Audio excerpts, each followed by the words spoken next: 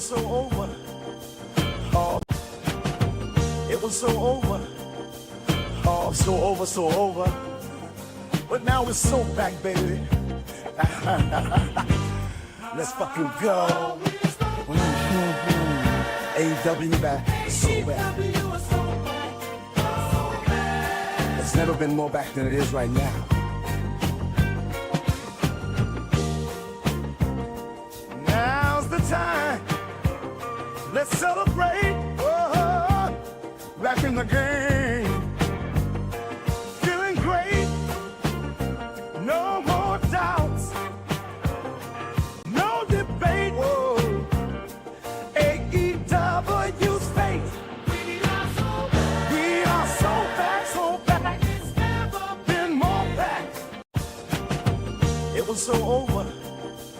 Oh, so over, so over. But now it's so back, baby. Let's fucking go. AEW back, so back. It's never been more back than it is right now.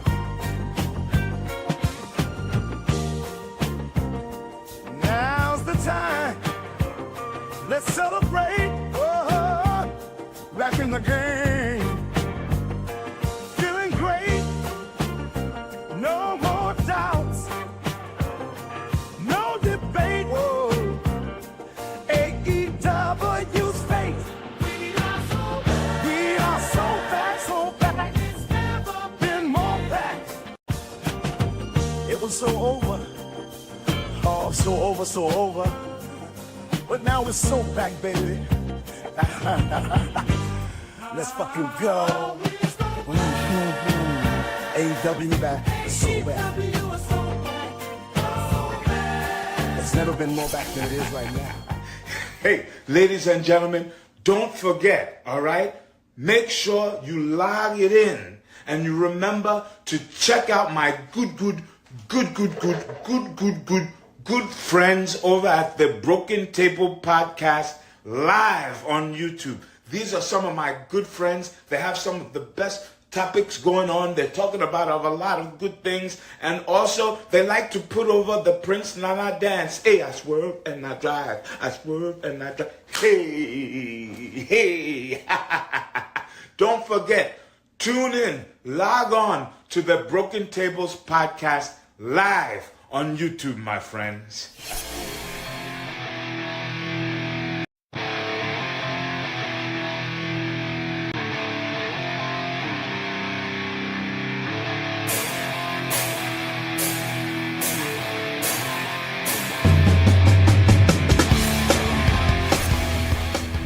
What's welcome to the Broken Tables Podcast. I'm your host, Jeffrey Vegas, here as always with our co-host, King Rome. How you doing tonight, sir? I'm doing fine. That's good to hear, good to hear.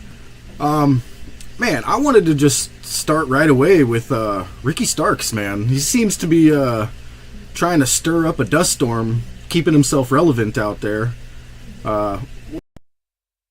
Really going on with this whole Ricky Starks situation. What's your opinion on it? I mean, I think it's kind of simple. I mean, he wasn't getting used. He could have taken indie bookings this whole time.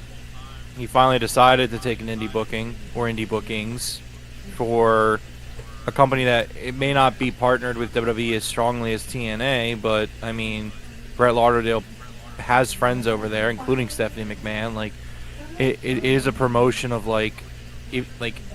if you were to split up wrestling into two sides, they wouldn't be on like the AEW New Japan CMLL side.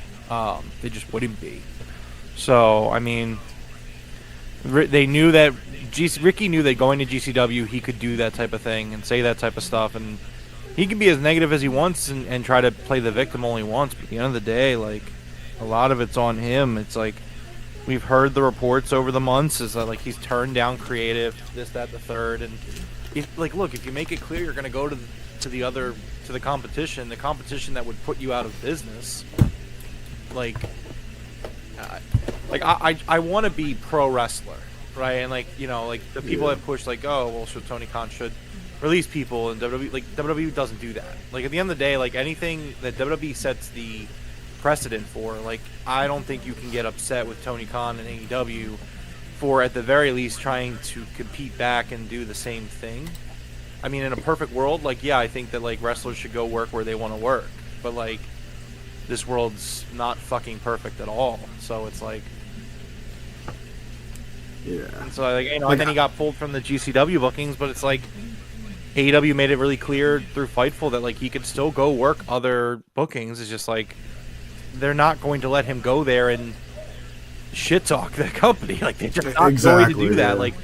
Like that sucks, bro. But, like, guess what? Like, Tony Khan's still paying your checks. So, like, you know, don't be mad when he pulls you because you go and do a promo on the same day that they're having a pay-per-view. You went and did a show where you badmouth the company because you didn't want to take book. Like, again, the same thing with, like, Miro. It's like these guys, like, they fucking want to just, like, they're divas. Like, they want to be booked. Like AEW is a very strong roster with a lot of stars.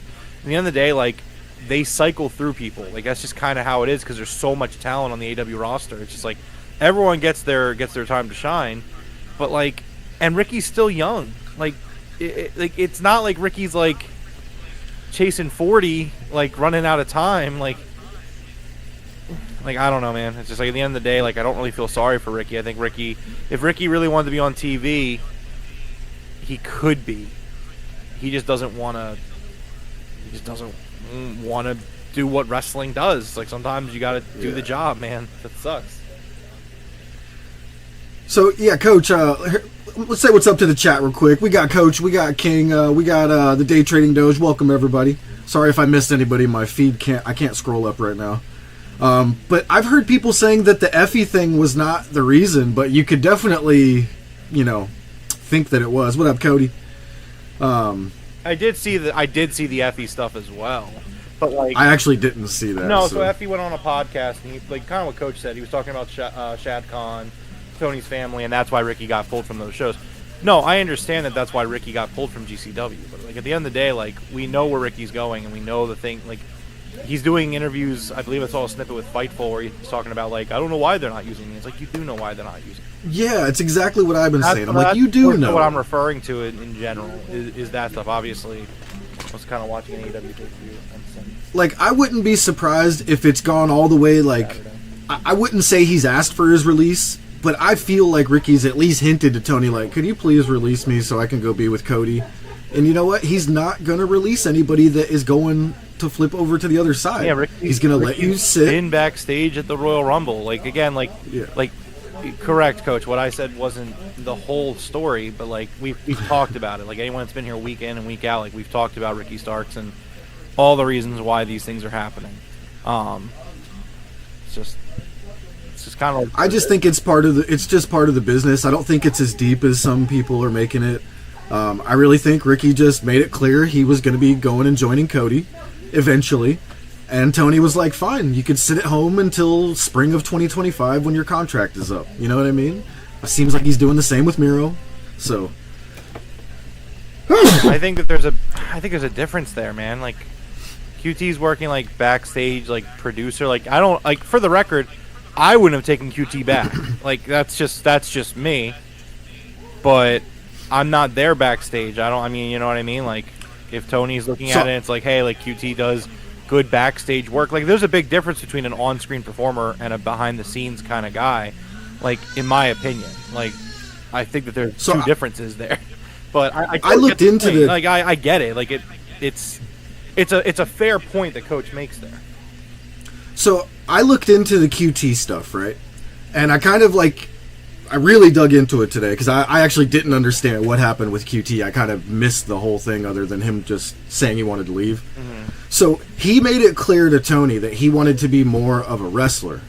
And Tony was like, I don't want you in a wrestling capacity. I want you as my right-hand man.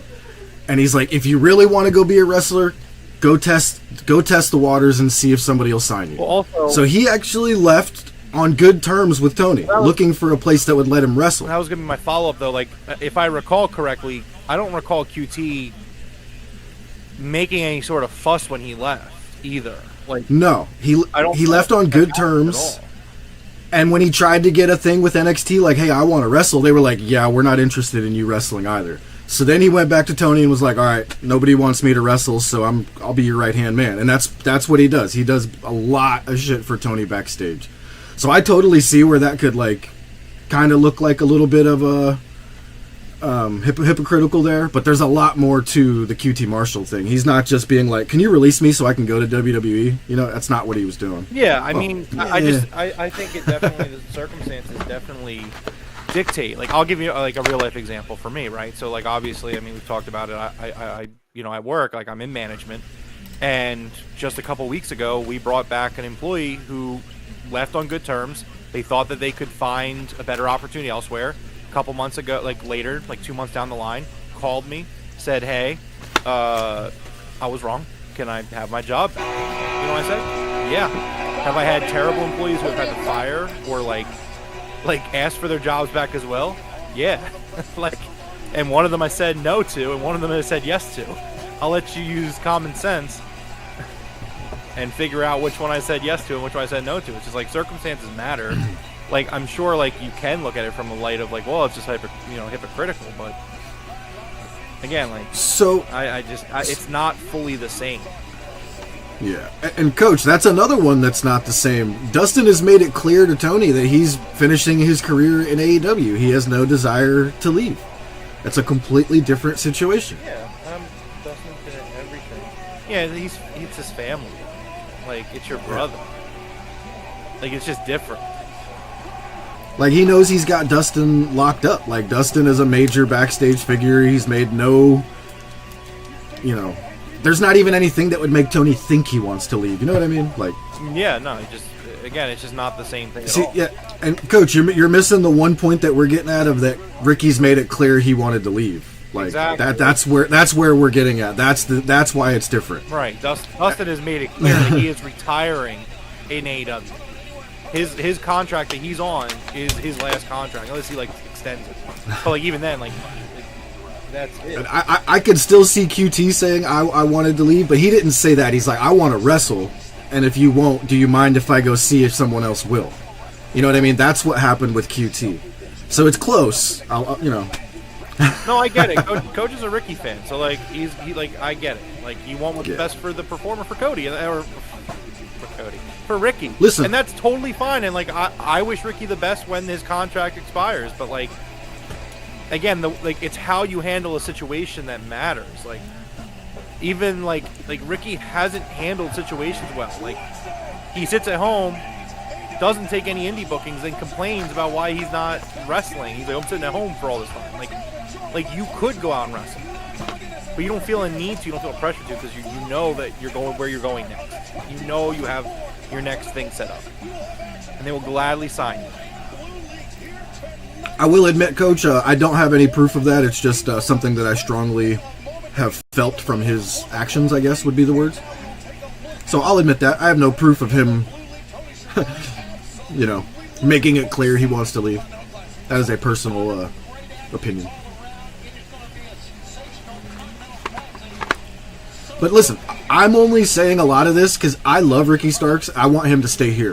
I'm being hard on him for that. That's my thing. Let me ask a follow-up question, and I'm just very curious. So, should Ricochet? So Coach, why? I'm going to ask you kind of the same question you asked us. So why is Ricky getting treated this way then? You tell me that. What's your speculation? Because it's where have you seen that Ricky wants to leave? It's that's very fair. A lot of it is speculation, but you can also kind of tell tone and diction when a guy does an interview, and kind of people say things for a reason. There's little ebbs and flows to when people say things. It's kind of like a read between the lines kind of thing. But I'm not going to say, I don't have things lined up to show you with evidence or anything like that, so I'm not going to pursue it much further. But I mean, would you take indie bookings making millions? Well, if I'm doing an interview and if I portray myself as a victim, saying that I'm not able to wrestle, yeah, I'm taking indie bookings. Ricky has portrayed himself as a victim, saying I'm sitting at home and it's driving me crazy. It's AEW's paying you to sit. AEW's paying you whether you're sitting at home or working indies. A lot of AEW wrestlers go and take indie bookings. He's playing a victim at that point. Like, there is nothing stopping MVP's on screen. There's nothing stopping Ricky Starks from taking these bookings. All these months where he's been nowhere, just making tweets like, "Oh, I'm not hurt. I'm fine. This, that, third." Like, I think it's one of those things where we don't really have proof of anything, so everybody's assuming stuff. And there's going to be two sides, Coach. We just wound up on the opposite sides, that's all. he's saying being in the ring. Again, if you really love wrestling, it's like if you're getting paid, like if I loved my job, right? If I fucking loved what I did, and I was getting paid millions of dollars, and I could either choose to do less of the thing that I love and make millions, or do more of the thing I love and make millions, I would do more. So either he doesn't love wrestling, and his heart's not in the game, but he's bitching about not being in the ring. So I'm not really sure. Like, again, I just think MVP. Sorry, I had to join it. He wouldn't stay relevant. He'd be taking more indie bookings. Oh yeah, hi. Nat is correct there. Eddie Kingston busted his knee on a guardrail a while ago. Should be back soon, though. That's like me giving you the golden ticket. It's an opportunity to syndicate your life for the better if you're smart, or if you're like Swerve Strickland and you're not terribly smart. Your youthful exuberance has been arrogance.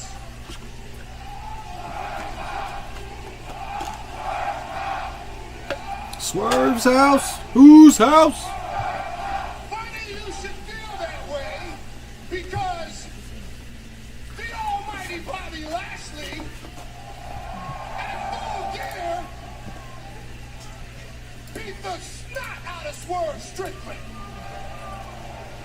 So if you're confused about whose house it is, how about we take a look at the big screen? I tell you what, I'd love Ricky Starks in the Hurt Business. He'd fit right in with these dudes with a suit. Hell yeah. Here's tonight's Johnny Walker King Black Label Triple Cask.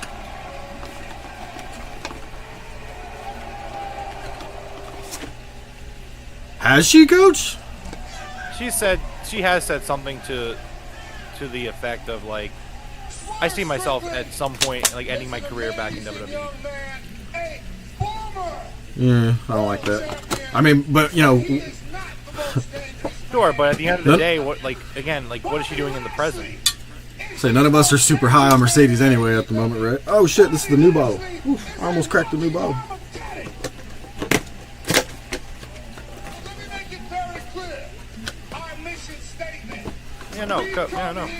She did say that, yeah. I think it's safe to say at this point Mercedes has been a flop, but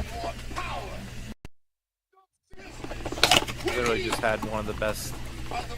no, that was her best match in a long time. But so far, I mean, the ratings aren't there for her. That's all I can say. Well, you didn't care about the ratings. Didn't you say that a couple weeks ago? But I digress. Hi says, fuck Mercedes. I can't make it any clearer.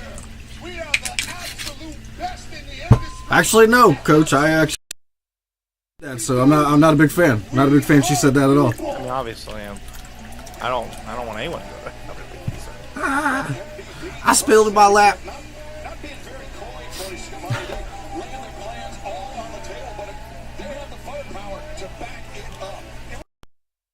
We don't run the company.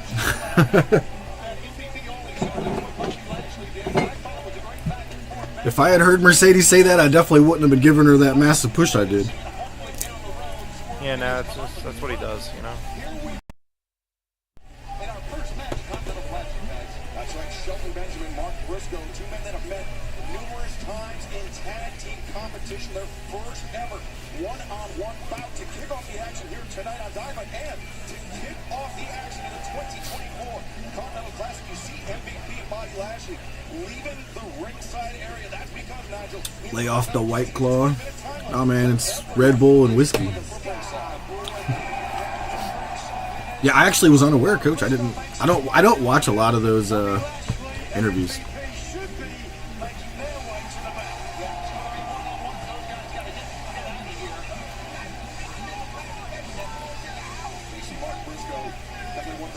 Sentimental favorites in the Continental Classic, but he is.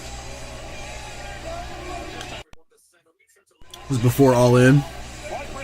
Thoughts on Full Gear? I loved Full Gear. My only problem with it is there was no time to breathe in between matches. That shit was like a machine gun firing off. They were like, da-da-da-da-da-da-da-da-da. I'm like, hang on, man. Let the smoke clear from the first couple rounds.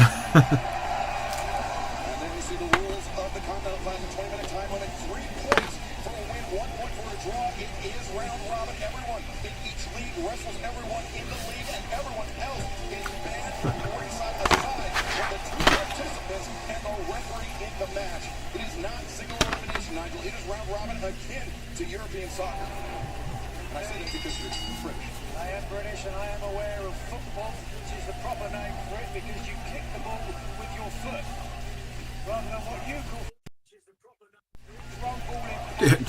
JD, I don't even know anymore, man. Now, we see here this first round matchup, and actually, Mark Briscoe, of all the competitors in the Continental Classic, always actually picks up quickly here, as you talked about earlier.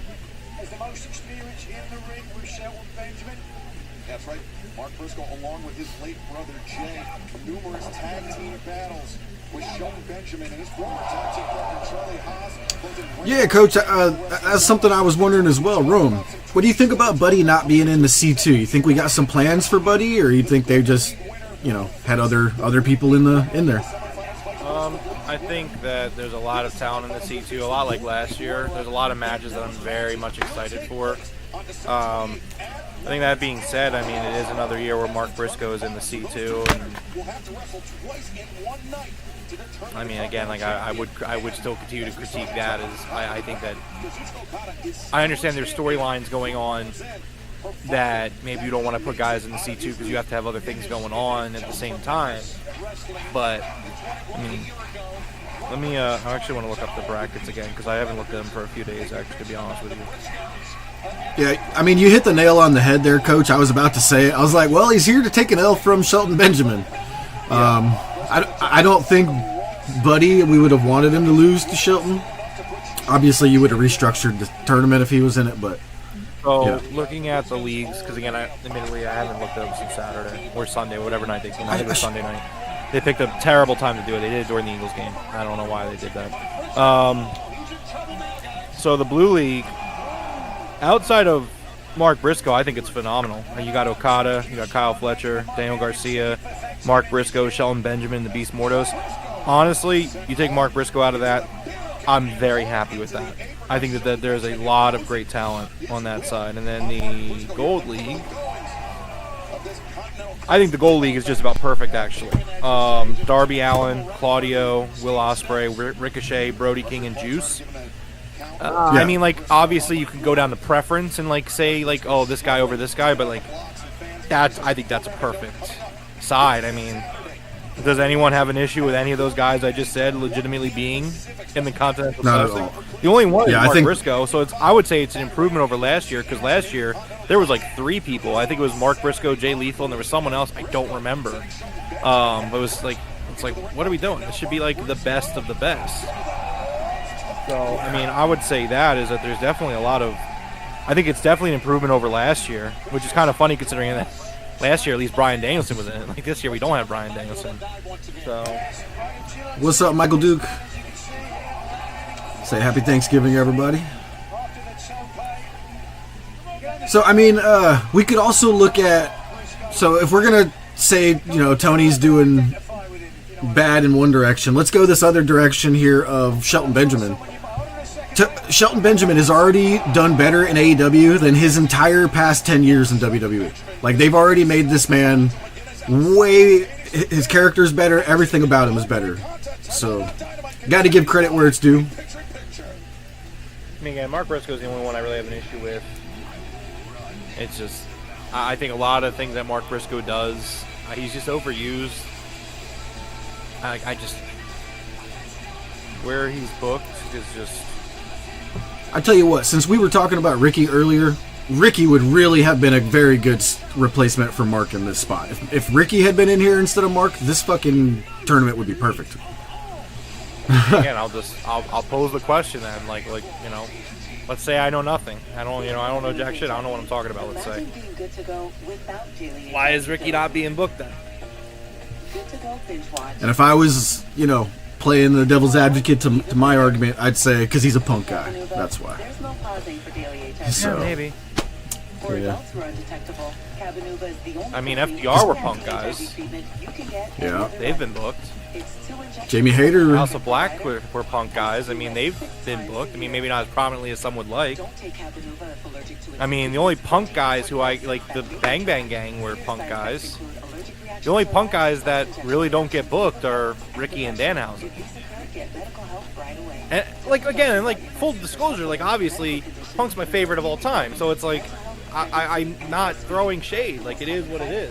I'm just destined to be miserable in every facet of my life. But what? I don't think the punk guy thing holds a lot of water when you line up all of the punk guys and Andrade, but Andrade left the company, so I'll give you that one. Andrade was a punk guy too, but I don't know, man. I don't know. Yeah. Tony Khan strikes me as a very nice guy. Too nice, many would say. I think many would agree with that. So you tell me, why is this nice guy not booking Ricky Starks? Wonder if somebody's in Tony's ear no, Tony, you can't bend on this one. You gotta say fuck him. What if it's Jericho? If we find out Jericho is holding Ricky Starks back, I'll be so pissed. From everyone here at Discount Tire, we hope you have a happy and safe holiday season. Yeah, Darby and Brody are punk Yeah, guys. that's a great. Yeah, thank you, Cody Hater. That is a great, Okay. better argument about the punk guy thing than what I said. Oh, FTR is a really good argument, I think. But I don't know if MJF is, but I know MJF liked Punk at one time. yeah, well, MJF, his two favorite wrestlers were Punk and Bryan Danielson. Mm-hmm.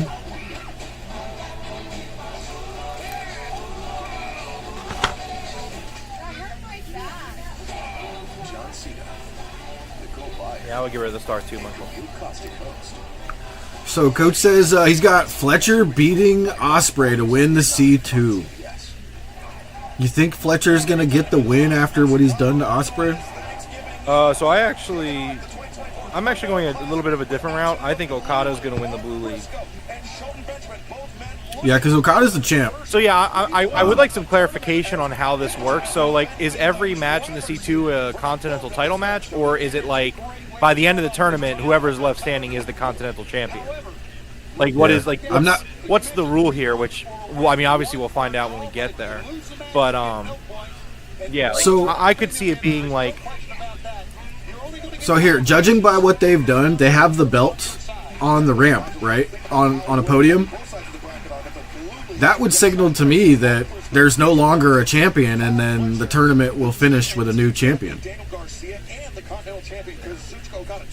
Am I correct that back there, that little podium had the belt? I saw the podium, but I didn't pay enough attention. Did it have the belt on it? I believe it did. Cody Hater, yeah, I mean, that's a great point. I think most of the people in AEW are probably actually punk guys. That's a fair assessment. He's competed in multiple G1 Climax tournaments, in round-robin tournaments in Pro Wrestling. He actually made it to the finals of the 2015 Global League, where he went out to face Norwich Mount Fuji. So he knows the thing about pacing himself in a round-robin tournament, Nigel. Very important in the early days. You don't suffer either injuries or... All this money Tony paying this guy, and he still ain't got no teeth? Come on, man. That's a quick fix.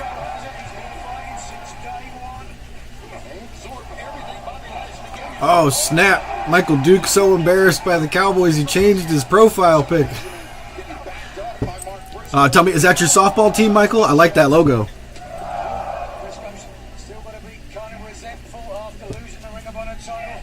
Chris Jericho, the learning tree, El Nueve, who we will see in action later tonight. That's right.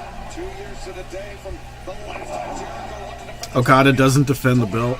He did for a couple of weeks, but yeah, once the Buck storyline got going, they kind of just stopped having him do anything.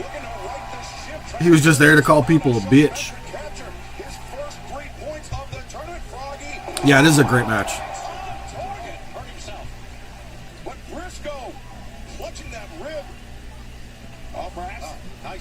You couldn't tell 5 competitors that fought for the Okada belt? Let's see. I couldn't tell you either, but I could look it up. But I have a horrible memory with matches anyway.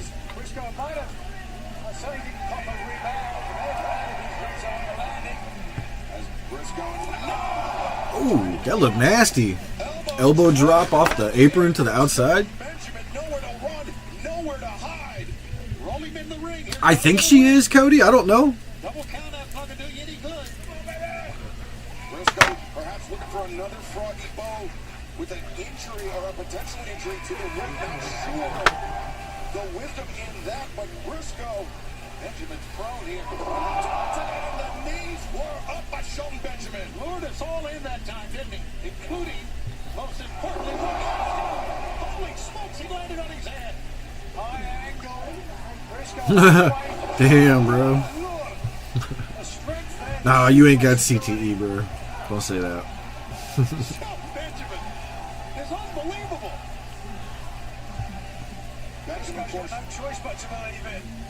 with that tremendous collegiate wrestling background, in addition to a storied professional wrestling career, Briscoe. Enziguri stuns Benjamin. And Mark Briscoe, Tony, as we've learned, one of the most durable athletes here in AEW or otherwise. Going for, I believe, Coach, so today I was watching a video of a Call of Duty Warzone professional, Z Laner, and he was showing clips of how the devs have fixed the game against you. And he proved it, showing from 2 different points of view, the same, like, the one guy killing a person from his point of view, and then the other person dying from their point of view. And they were getting headshot hit markers on leg shots. So it's either a massive bug or it's intentional. And they tried it with accounts that were the same level and lower level, and it only happened with a lower level account against a higher level account. So thinking it's a bug is very questionable. So we think we've proven skill-based damage, where the less skilled person gets headshot multipliers for regular shots. Shelton Benjamin picking up the dub as we predicted. I'm sorry, am I ahead of you, Rome? You said it right as the pin was counted. Okay. I'm like maybe 3-4 seconds then. MVP Bobby Lashley. MVP, he was talking earlier that they're here in AEW to collect championships, to accumulate leverage. And Shelton Benjamin with 3 points in this match, Tony. Obviously in the lead, but putting himself Yeah, dude. Yeah. in good running for World's End and the semifinals of the Continental Classic. As we take a look at the updated standings, Shelton Benjamin with the first 3 points on the board. First 3 points on the board, and you see the number of opponents he has to still go through to get to the final round.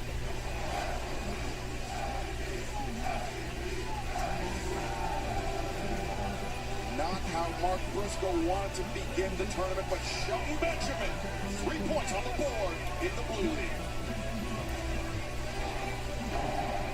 Witness the best wrestler live. The beat the set in the Continental Classic has begun. 12 of the greatest professional wrestlers in the world battle all month long for their chance at glory. I'm looking up Okada's title defenses right now.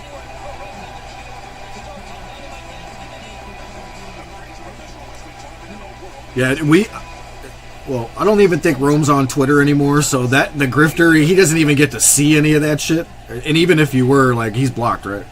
Or he was.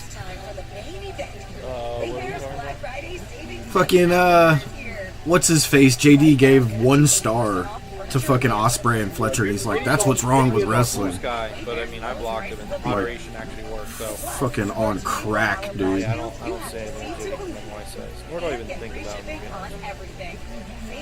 Trying to new thing, trying to disassociate from negativity. I don't have time for it. It's actually going well in some places. Like, I hate to give that fucker credit, but I believe JD is one of the reasons of AEW's decline in the ratings.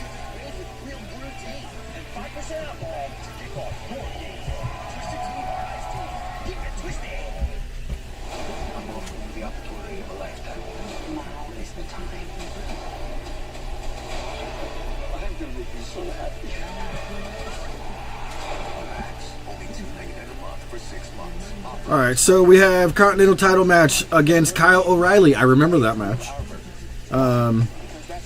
Continental title. Oh, so he did defend it against Danielson. Remember in that like title versus title thing where Danielson won? Wait.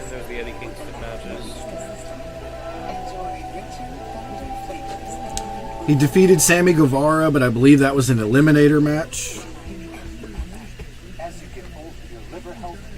He defended it in the four-way with Takeshita, Briscoe, and Cassidy. He beat Kyle Fletcher twice for the title. We can just have someone on Fiverr do it. It's no big deal. Hiring freelancers just for small tasks. He took Claudio to a time limit draw. Yeah, we're at like 8 defenses. He's got at least 8 or 9. I don't even want to keep going. He defeated Dax Harwood for the title, Pac for the title.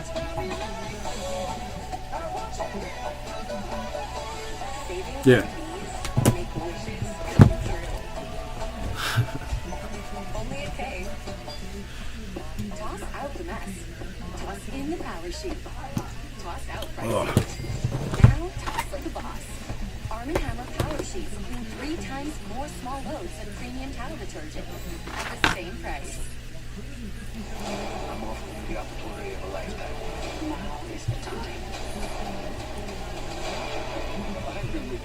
So before reading it, I didn't remember any of them. After reading it,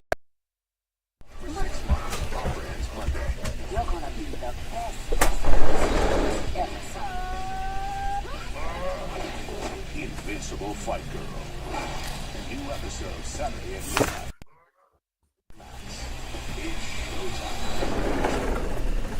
Welcome back to AEW Dynamite. We are live in Chicago. Let's head to the top of the stage where the ineffable Tony Schiavone is standing by. And fans, let's welcome in the New Japan Pro Wrestling Strong Women's Champion and still the TBS Champion, the CEO, Mercedes Moné. I don't even want to bust out my CEO paper now. It was an incredible back-and-forth battle between Mercedes Moné and Chris Statlander this past Saturday at Full Gear. I think if it weren't for that knee injury that Statlander suffered, we could have a new champion. Not happy with that.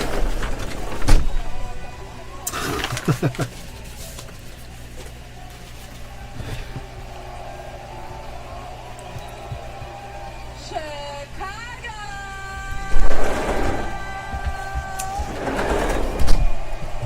You better say hello to your CEO. You can take your time.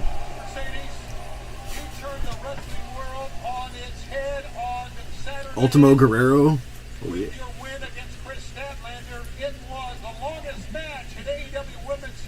Alright, Coach, this is the first time she's looked like Cardi B. I hate it.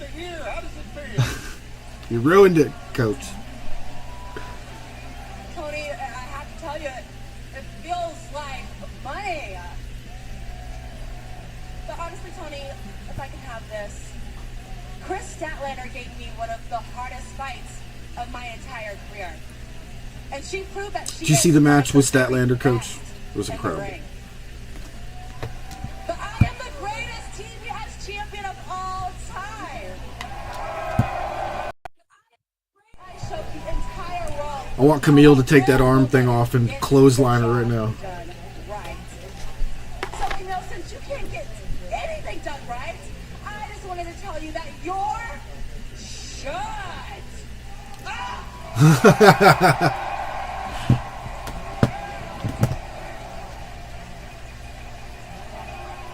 Are you stupid or are you dumb?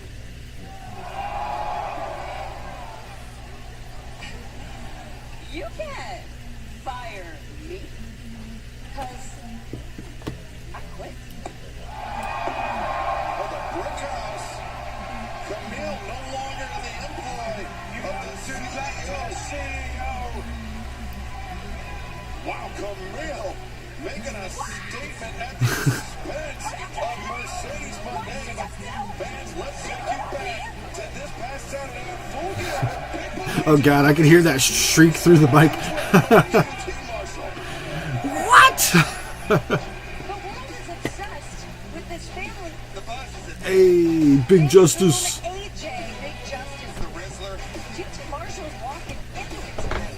And then it brings the boom! You ready? If you're going to bring the broom, GT Marshall is going to bring the doom.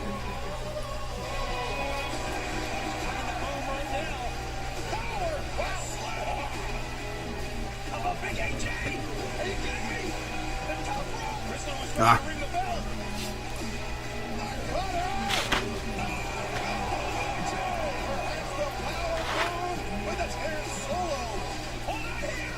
Justice is in the ring.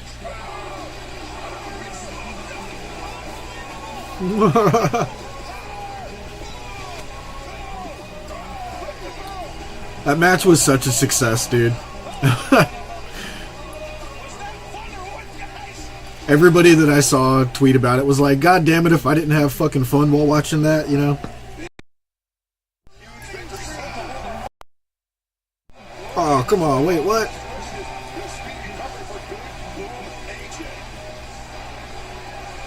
This bout simple and quality 60-minute time limit is for the Ring of Honor World Championship. Oh, good lord. Being accompanied by the Redwood Big Bill and the Bad Apple Brian King from Winnipeg, Manitoba, Canada. Weighing 225 pounds, he is the Ring of Honor World Champion. Look at Big Bill, dude. The new Chris Jericho. Chris Jericho, the two-time Ring of Honor World Champion, who defeated Tomohiro Ishii in this very building. Somebody has a sign that says, boo, boo, tomato. I love it. As the Redwood Big Bill, the Bad Apple Brian King. Chris Jericho eats corn the long way sign. Thumbs up to that one. Well, don't worry, Jim Ross's lawyer's already written up a cease and desist. So is this Jericho Ishii like 3 or 4, 5? What is this?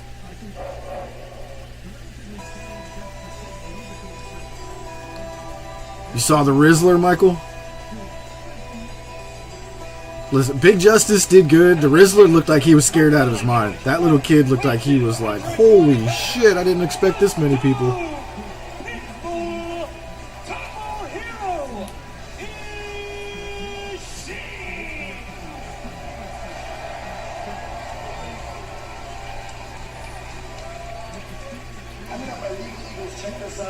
Ishii.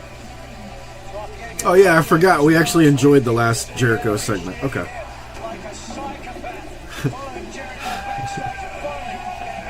It was like Michael Myers following somebody. I would sign this contract, but I don't have a pen. Yeah, Ned, I got to agree. As much as I expected to hate it, I had a lot of fun for that match. I got the hiccups.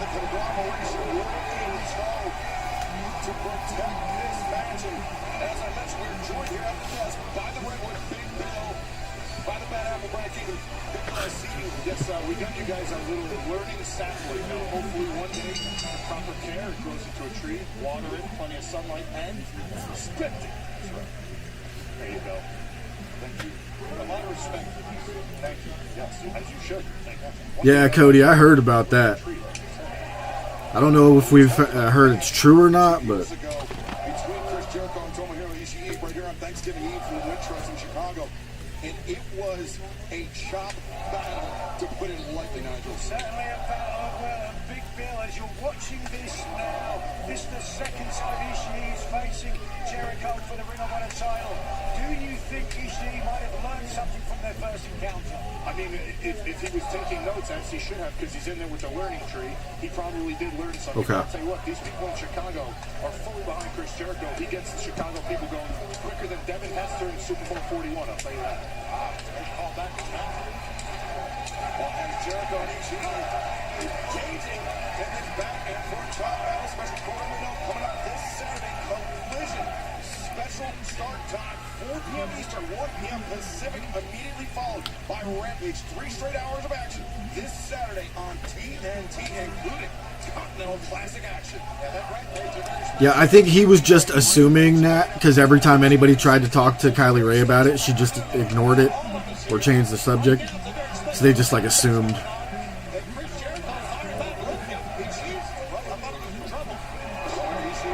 German suplex on the champion Ishii, looking to hold his second, or looking to capture his second Ring of Honor championship in his career. He is a former Ring of Honor World Television Champion, and he just took the World Champion off his feet when Jericho returns fire.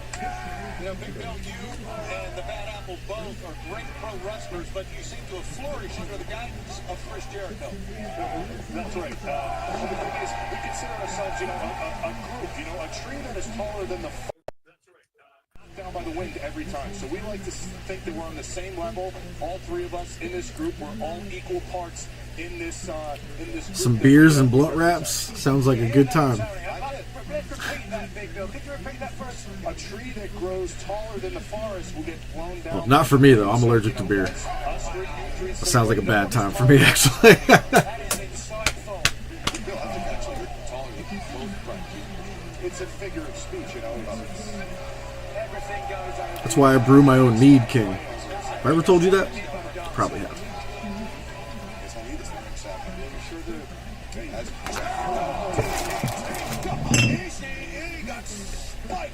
I keep a bottle of my Vikings Blood Sour Cherry from October of 2021 over here. If any of my Viking friends ever happen to make it over. Just waved off the ringside physician Ishii. Right, Nat? Fit to continue as Chris Jericho Chop, chop, chop, chop, chop, chop. Yo, who's got the plant at the desk? Is that Big Bill? Was he carrying a Yeah, plant? Big Bill gave them a learning tree. So.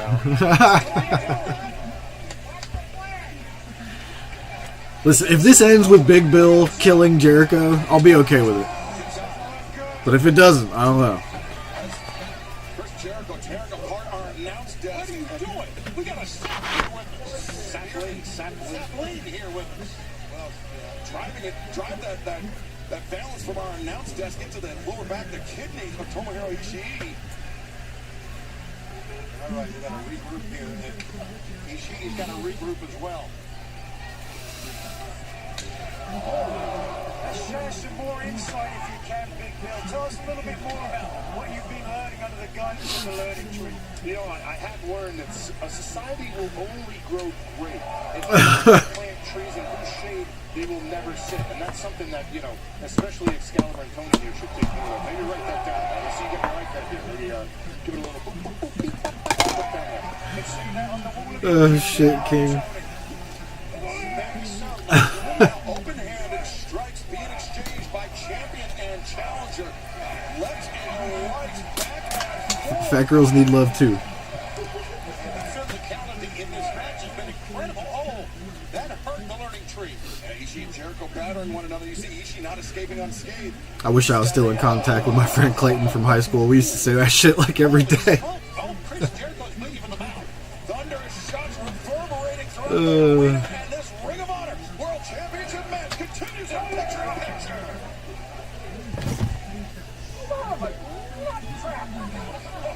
I could watch Alpha all day. Who wants it, Terry? We are watching out for that. And all night, baby.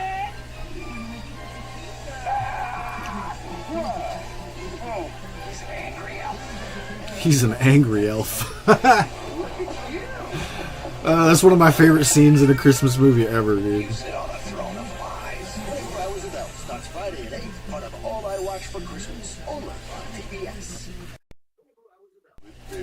It's la la la la la la la la. Yeah, we are at a wrestling. Tis the season for heaven for close. La la la la la la la la. I didn't know turkeys could sing. Wish you what I love that baby. Oh. And wait till you see the other two surprises. A joyful bundle of three. I was thinking. I don't know if you guys noticed, they got that Daniel Garcia graphic out quick for him with the championship. Remember how I was saying for some people they take a couple of weeks to get it out? They had his out like the day after.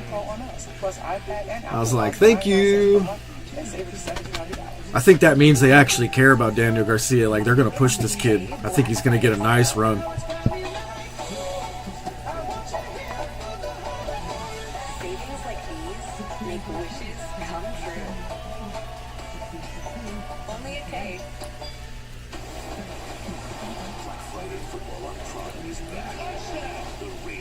So, Rome, I had a question for you while we're at commercial here. Football related, since we're both rocking the Eagles hats here tonight. How many coaches in the NFL do you think have a better winning percentage than Nick Sirianni? Probably just Andy Reid. Ooh, so he's actually in third place with Andy Reid behind him. Hold on. So Andy Reid's fourth. Okay, so there's two other coaches. Well, I'm not trying to quiz you on the other two. I'm just showing you how good of a coach Nick Sirianni actually is here, you know. Okay. And then I wanted to point out, the Eagles would be undefeated if not for one dropped pass. And I don't care about Saquon being the one that dropped it. But if not for the one dropped pass, they would be undefeated with the third best coach in the league right now. People on the radio calling for Nick Sirianni to be fired. And I'm like, you people are insane. I think since he shaved his head, I don't know what that did to him mentally, but I feel like it flipped a switch. I think the team just kind of went, like, it's Saquon Barkley is the answer to your question. Yeah. During the bye week, they came out, the O-line went to Nick Sirianni's office and they're like, yo, we got to run the ball. Like, that needs to be our, like, lean on us, the O-line, lean on Saquon. And it's worked. I mean, yeah, Brandon, I don't think anybody wants to see two 50-year-olds chop each other 1,000 times. I mean, Jericho's mouth was busted open. That's a plus, but it was during the picture-in-picture, so we didn't get to see it. I just think I think we may have overreacted as Eagles fans to Nick Sirianni's, like, a little bit of his childish behavior. I think he does things out of the normal and makes you question what you know about football. You know what I mean? So. No, I think Nick Sirianni is as good as his coordinators. Okay. I think Vic Fangio has been. There's not a Defensive Coach of the Year award at the NFL Honors, but if there was, I mean, how can you not give it to Vic Fangio? He's got two rookie corners, like heartbroken about Brandon Graham, but I mean, Brandon Graham was having one of his more productive seasons on what was supposed to be his last season. I mean, it will be his last. So it's like Vic Fangio's been fucking incredible. Kellen Moore is kind of adjusting into the team. They're getting back to the run. They're not abandoning the run, which is what this team is built to do. This team is built to make you have to respect the run, and then you turn around and it's like, oh, by the way, we also have one of the best receivers in the league in A.J. Brown, the best number 2 in the league in Devontae Smith, and one of the best tight ends in the league, Dallas Goedert, all running around looking to catch a pass.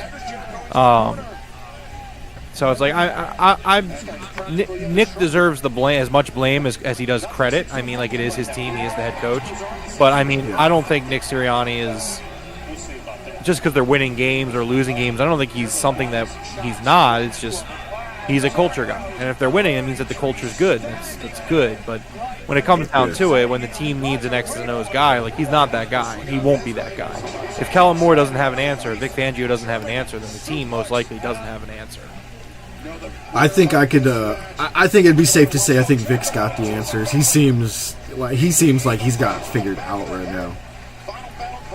Oh yeah, we face the Ravens next week, Coach. Oh shit, The bird on bird violence. Let's go. Yo, these dudes are beating the fuck out of each other. Oh, like hot take. Obviously, we play the Ravens next week. We also play the Steelers after. I would prefer the Eagles drop one of those games. Why is that?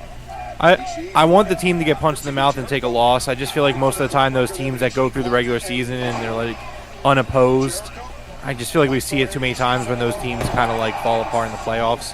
Maybe it's a vibe thing, but it's like I would much like when the Eagles won the Super Bowl in 2017. They went to the West Coast and got punched in the mouth by Seattle and lost that game to the Seahawks.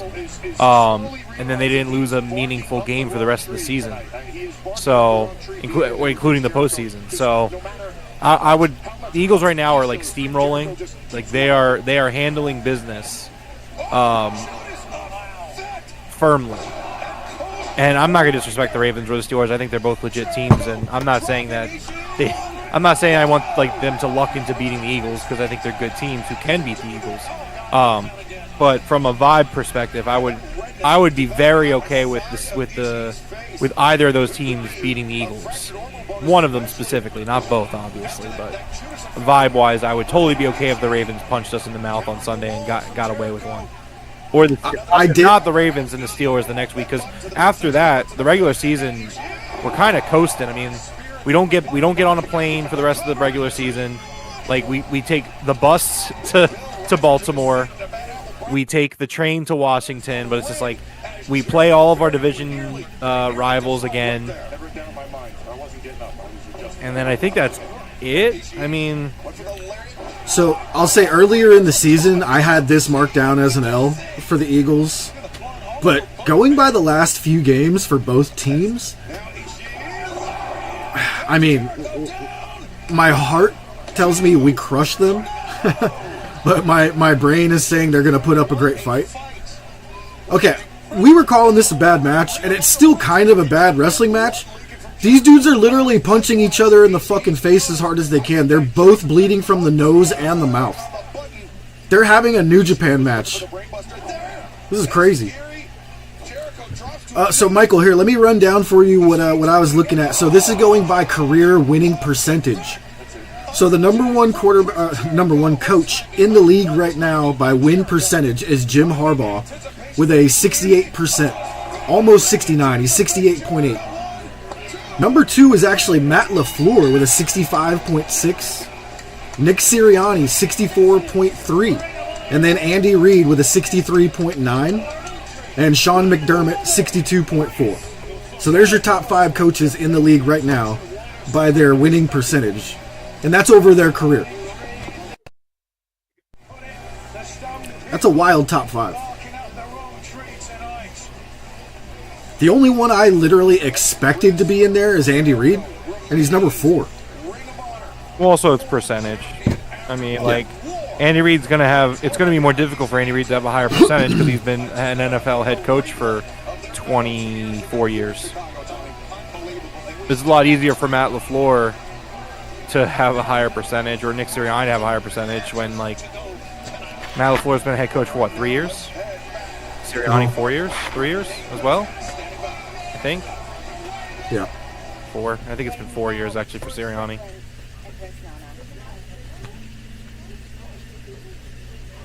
It's like that's like the the stats kind of irrelevant, unfortunately. It's like there's probably what's his name? When the Eagles fired Chip Kelly, they had that one guy. He was the coordinator. He was the interim head coach for 1 week, and we beat the Giants. It was a meaningless game because both the Eagles and the Giants were out of the playoff contention at that point. And if he hasn't coached another game, like that guy who I don't even remember his name, I want to say it was Pat Shurmur, but like that guy's got 100%. Oh yeah.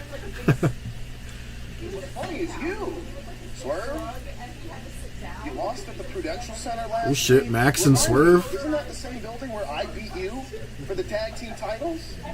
Hey, let's do some. He said I beat you. Bars here in Chicago because everyone loves the best wrestler alive. Max, you lost at the Prudential Center. Oh no, Coach, they have like a minimum of 3 years on here. I'm pretty sure. There's nobody that's like a 1-year coach on there. Who says I was right? It was Pat Shermer. Thank you. Fuck him up, Swerve.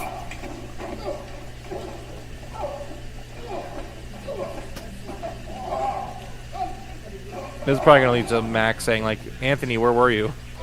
Even though Max picked the fight. Oh! He fucking punted him. Oh, shit. Man.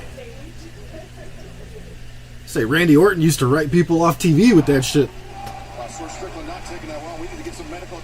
Wasn't that the Legend Killer kick or something?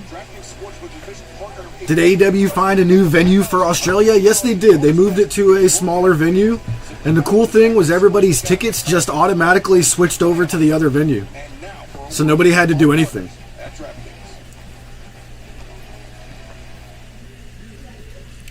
Macho's like, unnecessary injuries. No, I just got this great NFL offer. Guaranteed, all up front. This one's going to be hard to pass up. Breaking news. LeBron James has a guaranteed NFL offer. He says it's, quote, going to be... Really? You think that's a pointless stat to see how many wins a coach has? No, but looking at it from a percentage perspective doesn't make a lot of sense to look at. Well, I mean, that's just the easy... Look at his winning record being like 61-24, but it's just easier to tell you it's 64 point something percent. I don't know what it actually is. I just threw a number out there. I have no idea what the real number is. Here, I'll find it out.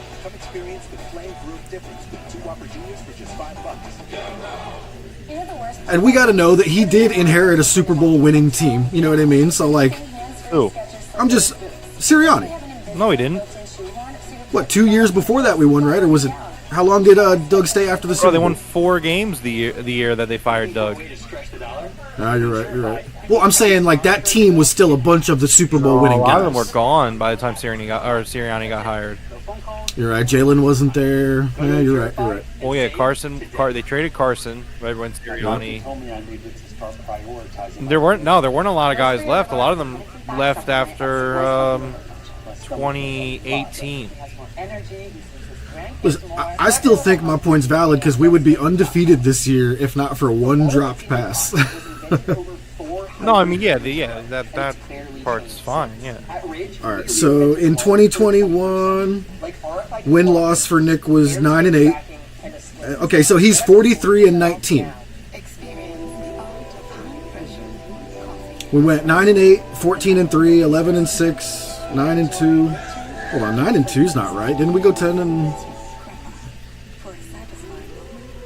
What the fuck numbers do they got here? 9-2. Okay, that's this year. I'm retarded.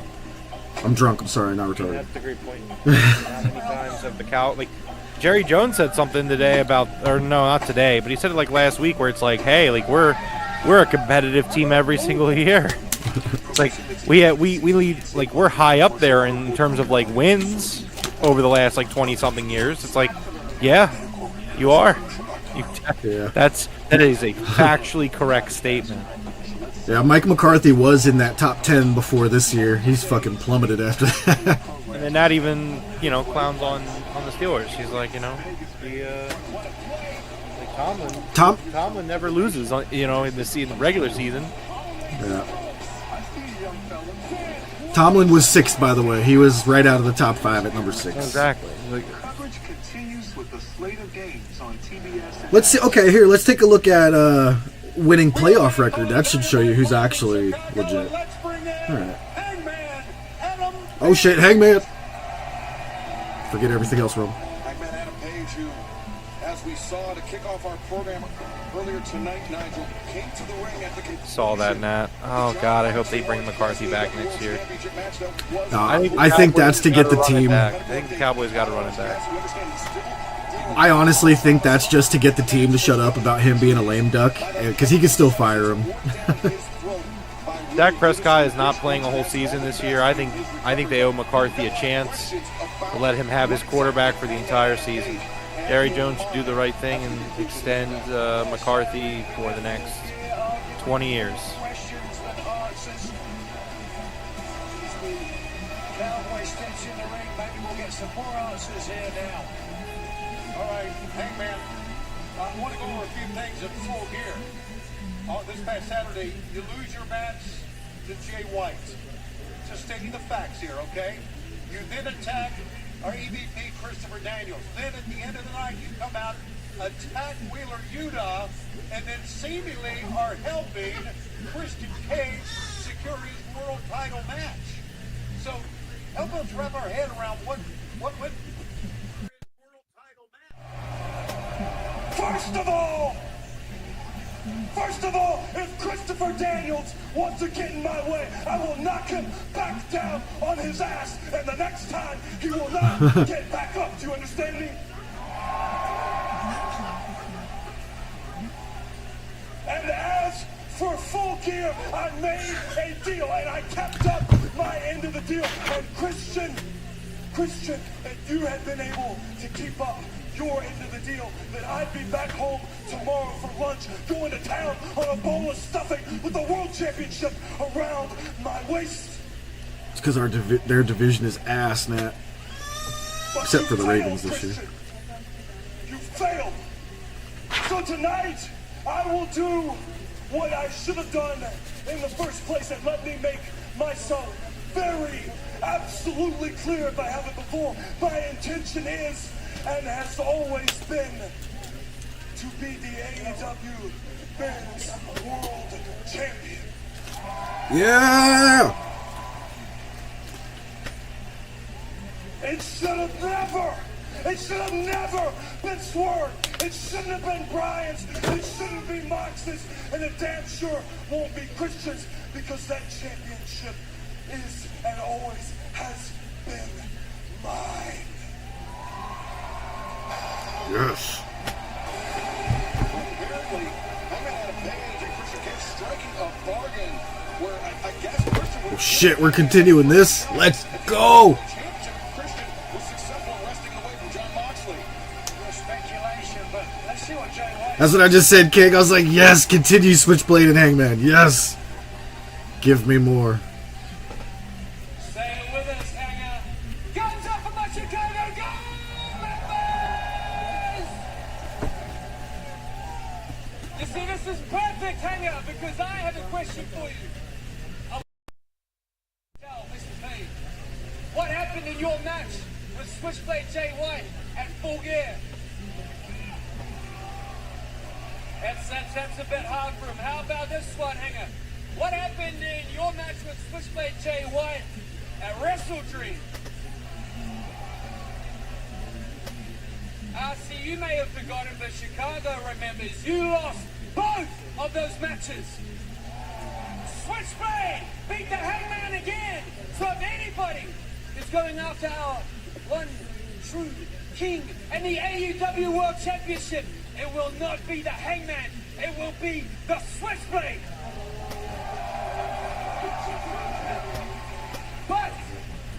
But if you need yet again another reminder, Hangman, if 5 times still isn't enough, if you would still like another taste of the Switchblade, I will happily give you that right here tonight in Chicago. We can do... The fuck?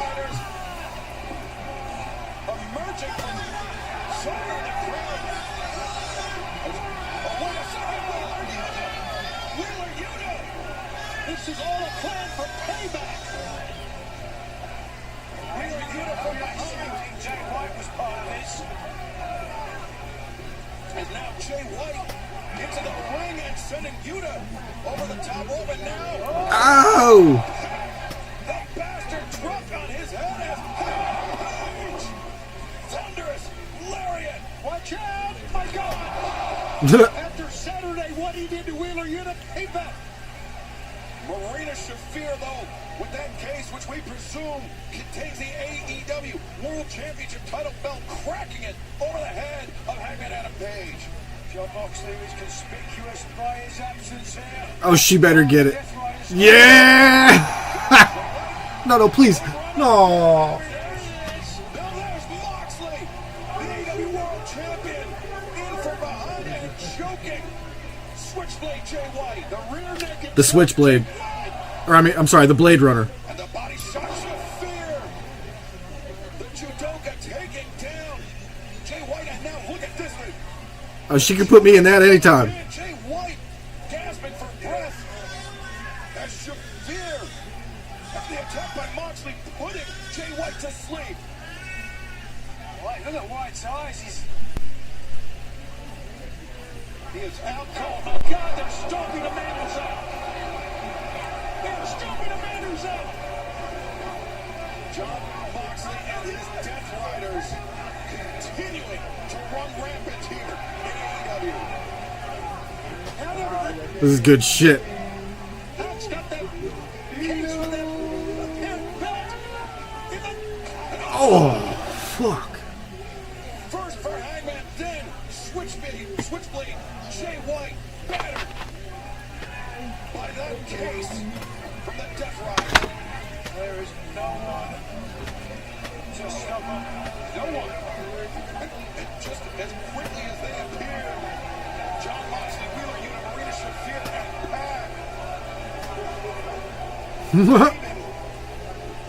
Pac. Somebody draw some chalk around Jay's body. Sounds like the Jade out. Yeah.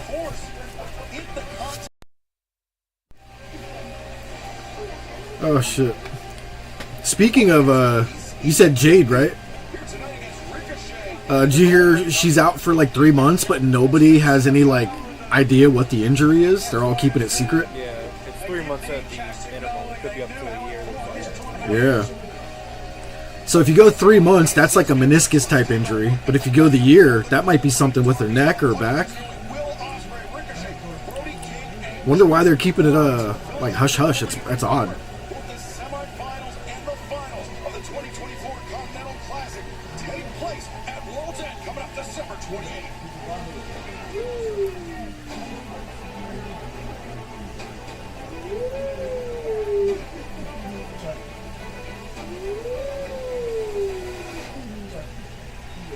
That's what a lot of people are saying, Coach, but they're just guessing because 3 months is a meniscus injury. And that's what they said on the show. They actually said, like, that attack damaged her meniscus. So maybe they did tell us, but... Y'all see that advertisement for Dodge just now? Moxley's truck. They showed the Dodge symbol on the front, like, clear as day. The Ram symbol on the back.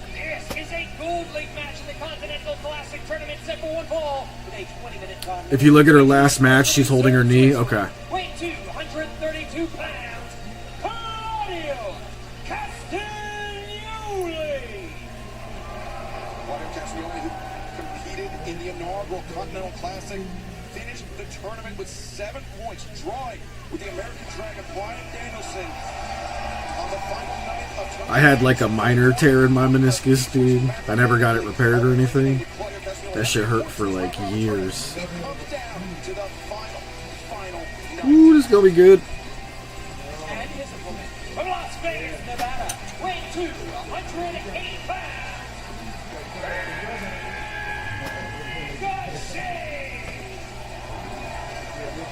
Yeah, so there's the belt. So Okada's not carrying the belt anymore. So it just seems like new tournament, new champion. Unless Okada wins, right? Yeah. But I think he might even still be considered the two-time if he wins this, because, like, I don't want to say that he was stripped of the belt, but it seems like this is a starting over type thing for that championship. I don't know. Yeah, Michael, they have to. Unless Bianca, like, just grabs Trinity to replace her. The old Freebird rules. But it was the Alpha Konosuke Takeshita that successfully defended his AEW International Championship. I'm pretty sure they're going to go the route where Trinity was the one who attacked her, too. Powerful scoop and slam there by Claudio Castagnoli, bringing Ricochet back down to earth. That was a very physical matchup. Good drop step that time for Ricochet. Very physical matchup. But I also think he's going in against a man. You talked about this. Yeah, Hogel, I'm not in on that at all. I love both these dudes. I think Claudio's been great since he's been in AEW. I mean, the Death Riders, they hold the AEW World Trios Championship, the AEW World Championship. Like the crowd loves the swing. They count with it. Like, I don't know, man. Takes Castagnoli down once again. And fan special programming coming up this Saturday. Early start time. Damn, someone said that Bobby Lashley looks like the agent from Lilo and Stitch, and now I can't unsee it. Do you know what I'm talking about? I've seen Lilo and Stitch, but not since I was. Just Google the agent from Lilo and Stitch. That's hilarious. Ricochet's going to take flight. You better be careful here. Yeah, well, Castagnoli walking it off. Ricochet. Oh yeah.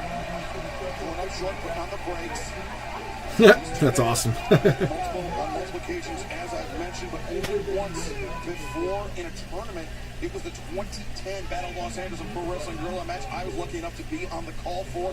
It was Claudio Castagnoli that scored the win that night, but it was a single elimination tournament.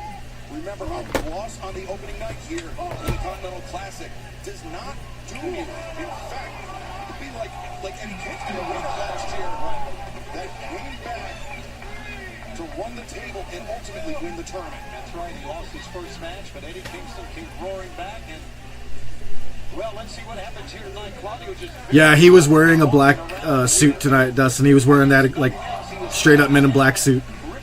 It looked like it was made out of leather, though. It had some zippers on it. Agent Bubbles, was that his name? Oh, it was. Cobra Bubbles. Yeah, it was his name. Great movie. The allegiance, if you will, of John Moxley under the Death Riders banner. And for as brutal What up, Dresden? somebody that very early on in his career has a lot of experience facing off with high flyers. So if he wins, it's the same reign. Okay, that makes sense now. Time training in the United States, but Mexico as well. Castagnoli, a masterful shutdown artist on high flyers. He can basically do it all. 84 overall wins since arriving here in AEW, and 33 in 2024. Second highest behind Orange Cassidy, who you talked about. Our thoughts are with him right now. What he had to deal with on Saturday night. The live action is coming. Of what? Lilo and Stitch? Yeah, they're making one. I didn't get to watch the teaser trailer yet. Okay. Most of the Disney live action movies have kind of missed for me, so I didn't even. I thought Cinderella was fucking unbelievable. I saw that in the theater. That one was good. Beauty and the Beast, I thought was good. No, that's fair. That one was good too. Yeah. But yeah, I think you're right. Most of the others weren't very. I just don't really have interest in them doing live action versions again. So I think that's more so what it is. It's like it kind of ruins some of the childhood stuff. But thinking about Lilo and Stitch, that new I wouldn't say new, but that one Men in Black movie where it wasn't Will Smith and it was like the international one. They had a little creature that kind of looked like Lilo or Stitch. I'm sorry. I think they could do this pretty good now with the technology we got. I'm interested. I'll probably see it. All I watch is a Christmas story. All I watch is Die Hard. I'm in all these holiday classics. Yeah. Not you. Are they going to talk through this whole movie? All I watch is people avoiding their unhealed trauma. Wow, they're dark. All I watch Oh, by the way, we wouldn't be undefeated, and I forgot about that Buccaneers loss. yeah, I figured that.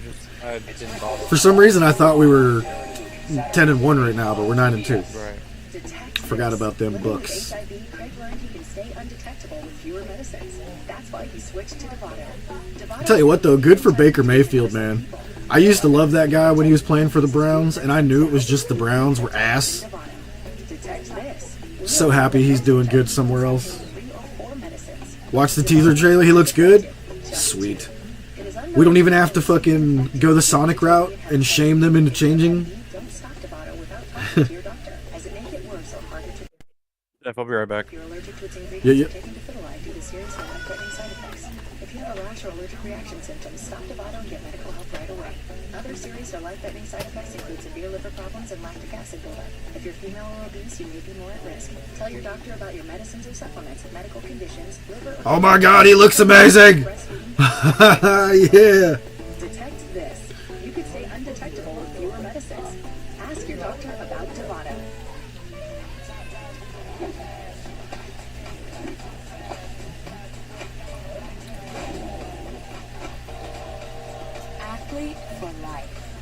He looks perfect.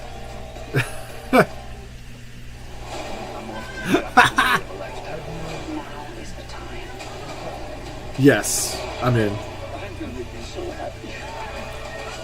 They Isn't that trailer an exact scene from the animated version? Toss in the power shape. Toss out pricey. Now toss like the boss. Arm & Hammer power sheet. Oh yeah, Coach Baker was talking so much shit out there doing the Tommy. Same price.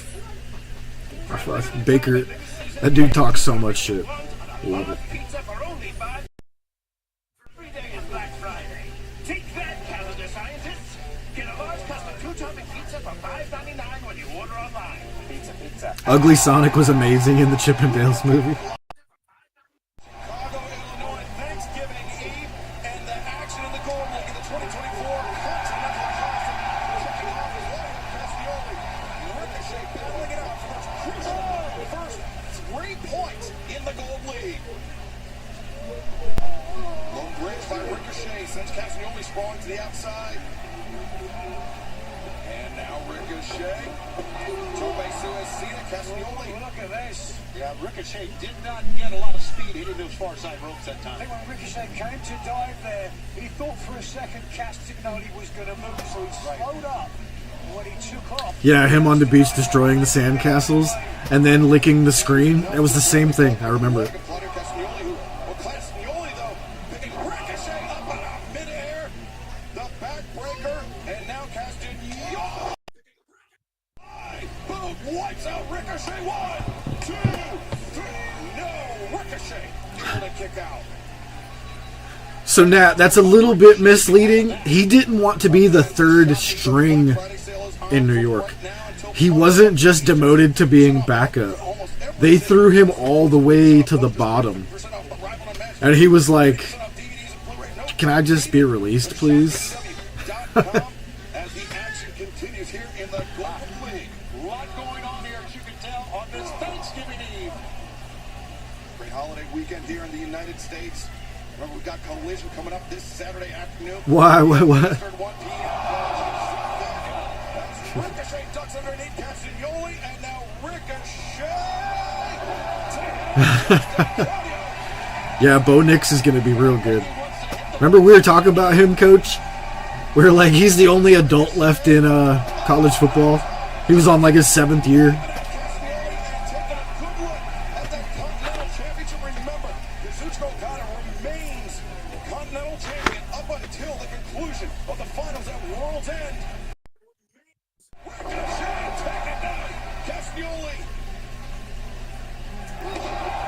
He'll be the third in Minnesota next year. Nah, Nat. So here's what's going to happen. He's not going to start for like 2 weeks. They're going to wait for Darnold to have one bad game, and they're going to put him in. And he's going to do amazing. The Giants are the worst. The Giants are the second worst organization in football right now. Any player on that team that has shown glimpses of greatness, but you still think they suck, they all deserve another chance somewhere else before we say they suck. Seeing how bad they fumbled Saquon and other players, everyone deserves a second chance. Darnold's going to Vegas.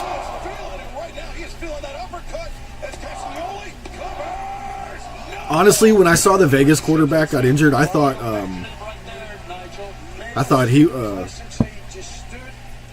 Daniel Jones was going to Vegas. perfect execution, the European uppercut right underneath the jaw. Castiglione looking maybe for the giant swing. Ricochet has no intentions of finding out. Yeah, he knows it's coming. Maybe nothing you can do right now. Yeah, running stomp from Castiglione, who now, Oh, how about this? stepping through, looking for that sharpshooter. Center of the ring. Claudio leaning back. I need This water. is disastrous for Ricochet. Great move by Claudio, taking 2 steps toward the center of the ring before he applied Damage to the lower back earlier on the apron after Castagnoli threw Ricochet to the outside. You can see Darnold going to the Giants. There's no way he goes back to the other New York team, is there? That would be crazy. And now Claudio transitions. I'm sorry, are you back, Rome? A crossface, yep. He's got No. Ricochet tied up center of the ring. He must have felt like he was losing his grip on that sharpshooter. So Man, the whole wrestling mat is covered in Ishii and Jericho's blood. Looks like that was not planned at all. Claudio very nearly took it there. I know why I abandoned the sharpshooter, but you're right. Look at this. Arms crossed. Rico up and down. Ricochet reversing. Two. And oh! Man. I think if Ricochet had both ankles of Castagnoli hooked, that might have been a much different outcome. Big double axe handle just shook Ricochet that time. Oh boy, watch out! And Claudio continuing to focus on the abdomen of Ricochet. First it was the lower back. Now the stomach. That's an insult to Josh Allen, even putting him in the same sentence with those two guys. Line with the padding. Oh, wait a second. Ricochet. Oh! Well, that's a game changer right there. Unceremoniously planted on the barricade was Ricochet, as referee Rick Knox giving the count to Ricochet. And Nigel, we pointed out that an injury on the first night of the tournament, the opening match of the tournament, Poor Ricochet. spelled disaster. Poor Samantha Irving. Yeah, unquestionably, with a long road ahead, you'll try to stay as healthy as long as you possibly can. And now it's frustration on the face of Castagnoli. Seemingly. Oh, those are people that guy have coached. Yeah, I don't know who DeBall is. That 3 points is 3 points. It's by pinfall submission or count out the lariat. Castagnoli ran over. I've never even heard the name, or I don't even know what DeBall is. Is that a human? Is that a coach? What? Claudio wins! What? Was hurting by the time he got back. And Claudio Castagnoli dropped Ricochet with that lariat to pick up his first Claudio picking up the first dub. in the gold. That is not looking for my dark horse pick to win the tournament, Ricochet. The 2024 Continental Classic. I don't know if I told you guys that. That's my dark Let's horse. take you back to this past Saturday night. Kyle Fletcher picked up with a Brian DeBall is the Giants head coach. Who the his singles career, taking down his former friend Will Ospreay in singles. I don't have any water if that makes you feel any better, Coach. My throat's killing me too. Ricochet eating the L. Hey, at least he's willing to, you know. I was gonna say put over AEW talent, but that was Claudio. So. Will Ospreay at full gear. So Don, it seems like you guys have been on a mission to destroy Will Ospreay. I mean, well, Renee, that's because that's what people do to get ahead in this business. In the CFL, you get a point for a missed field goal. The fuck? So it's 3 points if you make it, or 1 point if you miss it. We decimated him. We skinned him. What? And left him in a heap. What? Because we proved what I've been saying all along, that Kyle Fletcher, the protostar, is bigger, stronger, faster, smarter, better looking than Will Ospreay. Yeah, absolutely.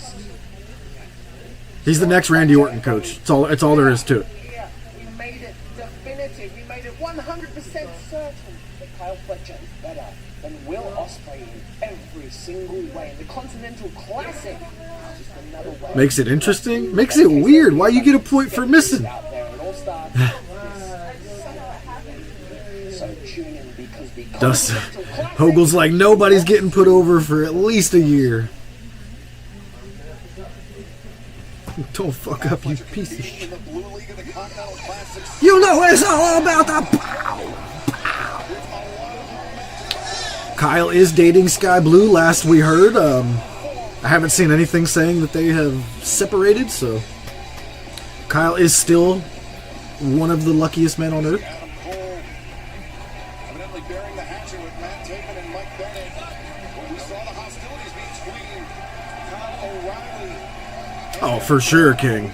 Robert Strong. Tony Khan would be out of his mind to not put a belt on that kid eventually. By Maxwell Jacob Friedman and MJF this past Saturday night, Tony. Well, the problems between Kyle O'Reilly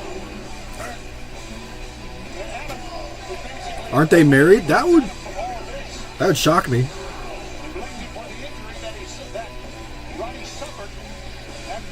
They both wear rings. Oh shit, maybe they got like secretly married. I don't know. Well, I'm not one of those like gossip type. So you know what I mean? If I hear it through the grapevine, that so be it. But I definitely don't seek out that shit. It drives me crazy.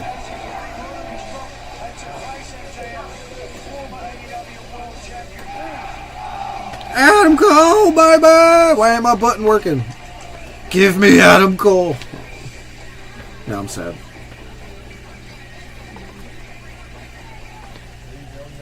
I am so There he is. sick and tired of playing this game. Max, if you were half the man that you claim to be, then you'd be a man and fight me. But you're not, because you're a little bitch. That's a good point, Coach. This belt would be very nice for him. I swear to God, hell, I swear on my own mother, when I get my hands on you, I am going to beat you within an inch of your pathetic life.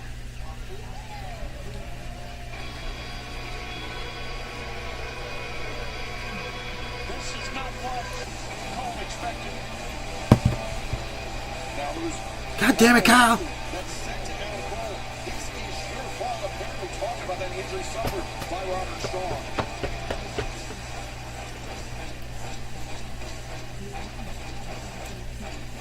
Adam, with all due respect, man, you fought Max and it didn't work out. That's why we're in this situation. Let's try something a little different, huh? Let me fight Max. Max, I know you ain't here, Max. But you've got the guts to show up next. Stop! What? Please, please listen to me. Listen, what you said last week, that really stuck with me, okay? I don't want my friends to fight my battles. I need to be the one who handles. Yeah, he kind of lost it when he was following Ishii around. This isn't about you. I'm not doing this for you. I'm doing this for Roddy.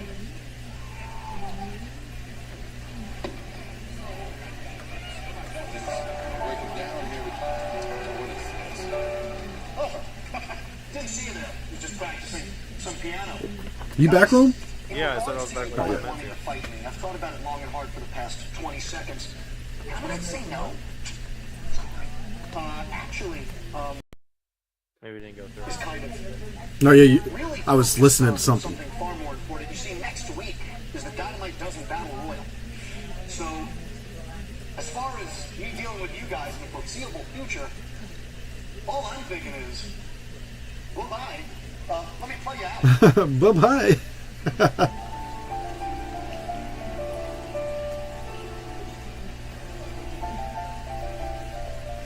MJF expressing no interest in facing Kyle O'Reilly or Adam Cole one-on-one. And why He's going to enter the Dynamite. Let me be the first to officially enter that damn battle royal. And let me be the second. O'Reilly and Cole, they both want that shot at MJF for that Dynamite Diamond ring. The Dynamite Diamond ring that he has always had since the inception of that battle royal. Wow, things breaking down between O'Reilly and Cole. Fans still to come tonight on Main Event. Darby and Brody King. One-on-one Gold League action in the Continental Classic. But coming up next, Queen Aminata faces Jamie Hayter. Tournament implications in that one as well. Ooh, Queen Aminata coming up. Let's go. You can tackle all this with just half a power sheet. Toss like a ball. Okay. So how's everyone doing tonight? Thanksgiving Eve. I gotta say, I'm very excited. I don't think I said it earlier. I got tickets to Collision and in the Hammerstein Ballroom, which has kind of been like a bucket list thing for me for a really long time. Obviously, because the ECW lineage there. ECW, the two big venues I always wanted to go to as a kid was ECW Arena and the Hammerstein. And so, thanks to New Japan with the ECW Arena and AEW with the Hammerstein, I'm gonna kind of scratch that off the bucket list. So I'm very excited for that. I think the Continental Classic's going to be at the semifinals at that point, which will be fucking dope.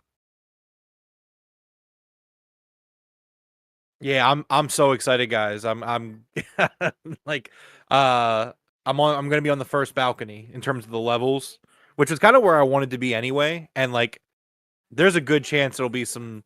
So my seats are. Hold on, I want to make sure before I say it. I think I'm the first row of the first balcony.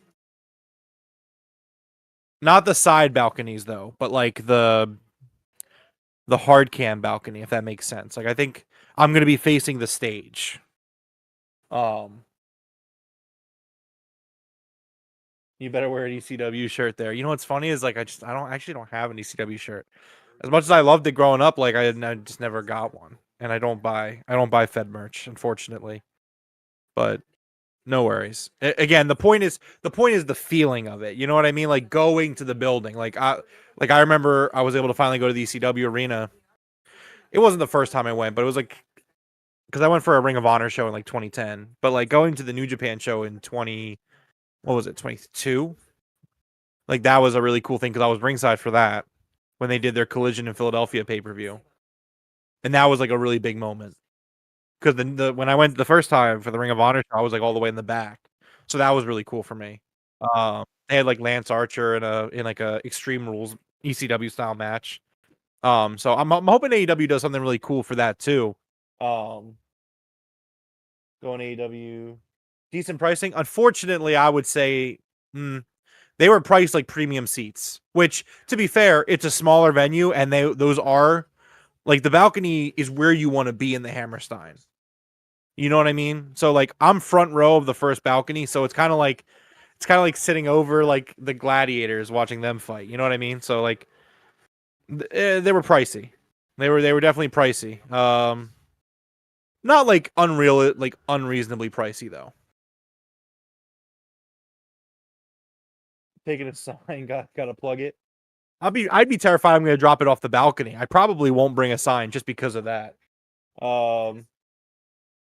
Going to AEW when they come in February, taking Mason to a fair show. Very nice, very nice. What pay-per-view is in February? I think it's Revolution. That's the one that's going to be in LA. Oh, okay, so we're kicking off this this tournament for Wrestle Dynasty, which I had mentioned last week. Wrestle Dynasty, by the way, folks, we gotta stay up late. We're staying up late, everybody. Sunday, January 5th, the Tokyo Dome. The Bucks are going to be in action. Kenny Omega is going to be in action. Like I'm staying up all night. I hope you guys are too. It's gonna be a late night, but it's gonna be good. Off this tournament for Wrestle Dynasty, which I had mentioned last week. Oh God, I hear myself. Wrestle Dynasty, by the way, folks. We gotta stay up late. We're staying up late, everybody. This might be Jeff. What's wrong with Jeff's audio? I don't know if I Oh yeah, my bad. I'm an idiot. You said it, not me. I think I've said it like 4 or 5 times tonight. It's all good. Anyways, guys, yeah, very excited for Hammerstein. Like, can't wait. Like I said, pretty premium seat, so I might get on TV whenever they pan to that side of the building. Like, you should see me. My queen. And yeah, the winner of this match goes on to face either Willow or I forget who the other girl is. Willow and someone else in a finals. And then they go on to Wrestle Dynasty January 5th. Serena Dean, Willow Nightingale, CMLL, a four-way match between Zeuxis, Rena Isis, Persephone, and Senali to determine who will move out to the Tokyo Dome. And then Ring of Honor, a four-way match between Layla Hirsch, Billy Starks, Ring of Honor Women's World Television Champion Red Velvet, and Ring of Honor Women's World Champion Athena to determine who will represent the brand on January 5th in Tokyo. Wow, so many great women wrestlers in all those promotions. It should be great. Tony, Jamie Hayter, former world champion. She's very strong, but she's running against a woman I think is equally as strong, and that's Queen Amanada. Certainly when it comes to strength of the hand. Good Lord. Amanada, her match. But when it comes to experience, certainly when it comes to As a former AEW Women's Champion, a world ahead. Serena Deeb. Jamie Hayter leads ahead of Queen Aminata in experience, in big match experience specifically. You know that Hayter would relish an opportunity to compete at the Tokyo Dome coming up on January. I like the tie-up with these girls here. Rampage wheeling you to one-on-one for Collision this Saturday. Special afternoon starts. Serena Deeb, thank you, Nat. 1 p.m. Pacific, and Collision will be immediately. Yeah, so either be Willow or Serena Deeb. They wrestle, I think, on Collision. Straight hours on this big holiday weekend. Now fired up. It's Hangman Adam Page going to be. Ooh, that is early for Collision. I actually will not be able to make that. What time is it? They just said Collision starts at 4 p.m. Eastern, And you know what that means? with Rampage following it Yeah, it'll be, I'm sure, On Friday? on Saturday. nice escape on the hip Ah. toss. I'm actually working on Saturday, so I will not be here for that. Hayter attempting to defend against it. But that's, I think I'll have to see. strong legs of Jamie Hayter's arm right over Hayter. I play D&D early on Saturdays. I gotta see if... I'm gonna rewind real quick. The elbow strike, and I don't want to miss that this is match, the but I'm Jamie just Hayter's game, Nigel. Power, do it for the- power. do it just to know. For her strikes at Hayter, eh? Yo, Nat, I got it. Oh, I have such a cool story for you for D&D. Hayter hits hard. Does she ever? We talked about CMLL, AEW, and Ring of Honor's representatives. Yeah, so this week, Collision is on Saturday at 4 p.m. Eastern, and then Rampage will follow Collision on Saturday at 6 p.m. Eastern. AEW World for Wrestle Dynasty, January 5th. And that's coast to coast, so 1 p.m. Pacific for Collision. What's going on Saturday night? Or am I missing something here? I don't know. Is there it's not playoff season for any sports. Does anyone have any idea what's going on Saturday night that they're doing Collision super early? Maybe they just have a contracted hockey game on TV or something? Maybe they're on the West Coast. Where are they on Saturday? Well, wait, no, that wouldn't make sense because 1 p.m. that doesn't make sense. Never mind. Yeah, I don't know. There's got to be some reason. They wouldn't just switch their time slot for no reason. I mean, it's a Saturday, so it's not like that deep. It's not like they're running 1 p.m. on a Friday, but yeah, I work till 4:30, 5 o'clock on Saturday, so I'm gonna miss I would miss all of Collision live. So.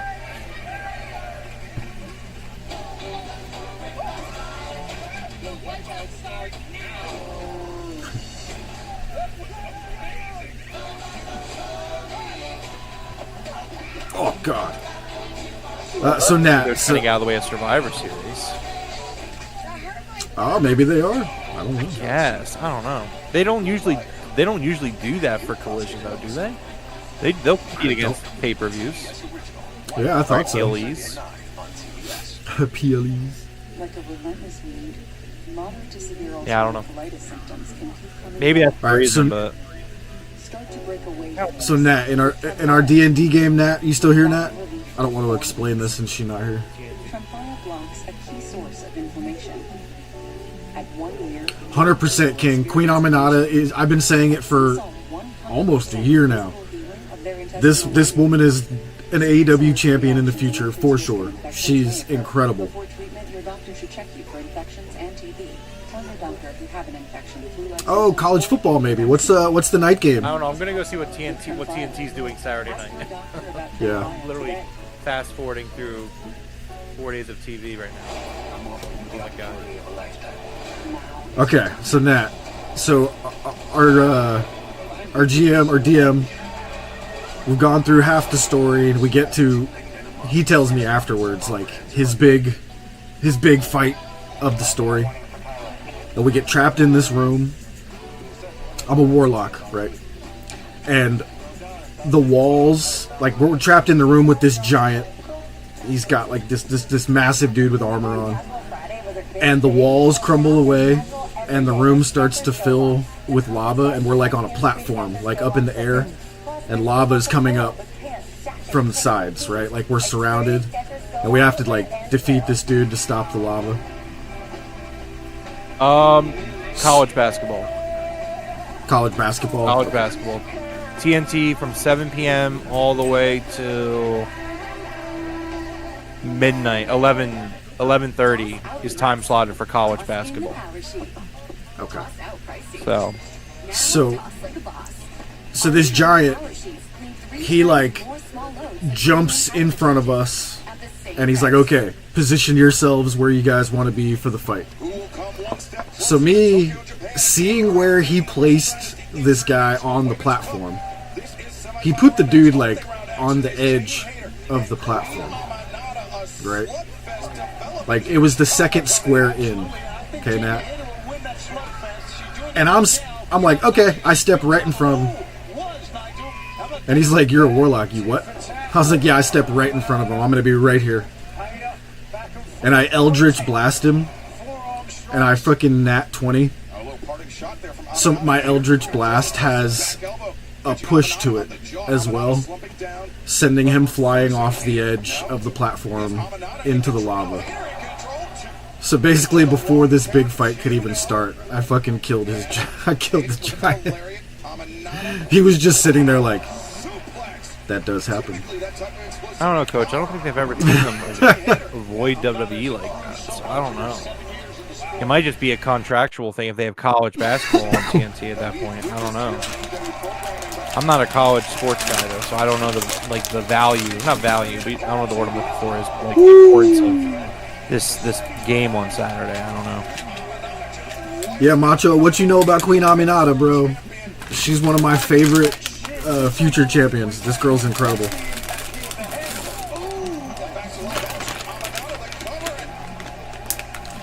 If he was smart, it would have been a fire giant.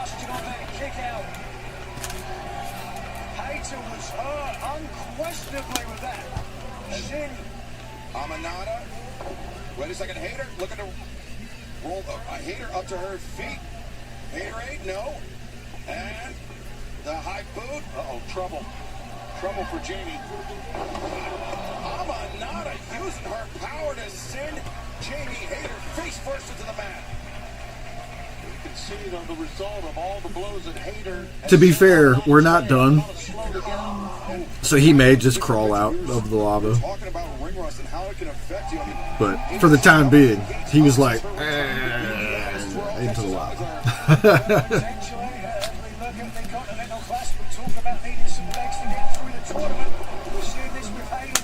And that's right, this month or two, this cup is single elimination. It's not round robin. It's win or go home for Jamie Hayter and Queen Aminata. And now Hayter bringing Aminata up to her feet. Here it comes. And, oh no, she caught her. It's incredible. Aminata 1, 2. And Hayter breaks free, charges it. Oh, boot to that knee. Drops Aminata down. Now Hayter, the roll up, the pinning predicament. And no, Aminata. Oh, damn. Again, Hayter, 2. And real scramble on the mat. Damn, Jamie Hayter going crazy. Looking for a submission here, potentially. Got the choke from the back. Only has one leg locked in. Oh, King, I wish I could eat those still, dude. I don't know what I don't know if I had teeth of steel as a child or what, man, but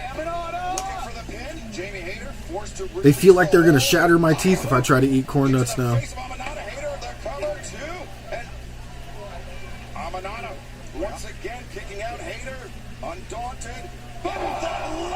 Nice, Nat. Wipes her out.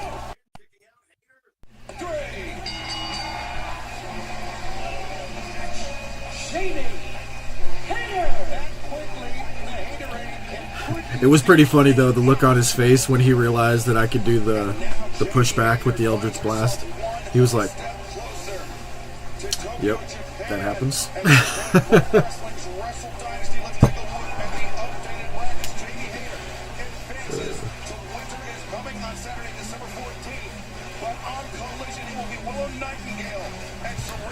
Rome, I'm not sure you caught it in the Discord, but did you see that bet that I had going? And I had 5 out of 6 players scoring touchdowns. So DraftKings offered me $260 to cash out my ticket. Or if I let it ride, I needed Mark Andrews to score a touchdown, and I would have got $11.75 off of a $1 bet, right? So I asked the Discord, I was like, I need help. I was like, what do I do? Do I cash out or do I keep it? And I asked a whole bunch of friends and everyone, and Nat was the first one to respond. She's like, ride that shit out. She's like, Mark Andrews is scoring a touchdown. And then everybody else came in with, yep, Mark Andrews is going to score. Keep it, keep it. So I kept it. Dude, off of $1, I hit $11.75. So I threw Nat $50. I was like, you were the first person to respond. You ducked out of the way, but it sent you both crashing through the stage. And we all saw the physical tolls that It's that Nina. had, but I can't imagine the heartbreak. It seemed like you were ready for this. I knew the day would come. I have been waiting for a long time. If Mariah could do that to Tony Storm, I knew she could do that to me too. King said, dear God. I never wanted this to happen. I wish Mariah was fool. I thought she was, but she's not. I wish real Mariah May. She is so selfish. She has to kill anyone who gets close to her. And if that's the real Mariah May, then introduce her to the real Mina. Well, AEW wants Mina. Every time you're here, we want more Mina. Oh!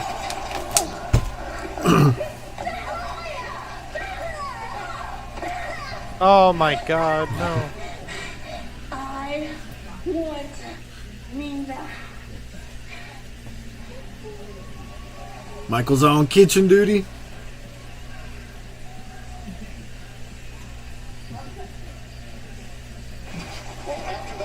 Damn, that was badass. Medical attention. She was cleared for Winter is coming up in 2 weeks in Kansas City, Missouri, where Mina Shirakawa will challenge Mariah May for the AEW Women's World That's where Tony Storm returns, by the way. Yeah. Here this past Saturday night, once again, with Daniel Garcia for the first time in his AEW career, capturing. Do you think we get a brand new Tony Storm character, or do you think she goes back to one of her previous personas? I don't think she'll be timeless anymore. No. I think we just get like a normal Tony Storm, like almost, I don't want to say like her IRL version, but you know, something close to it. Okada versus Garcia, that's going to be really good.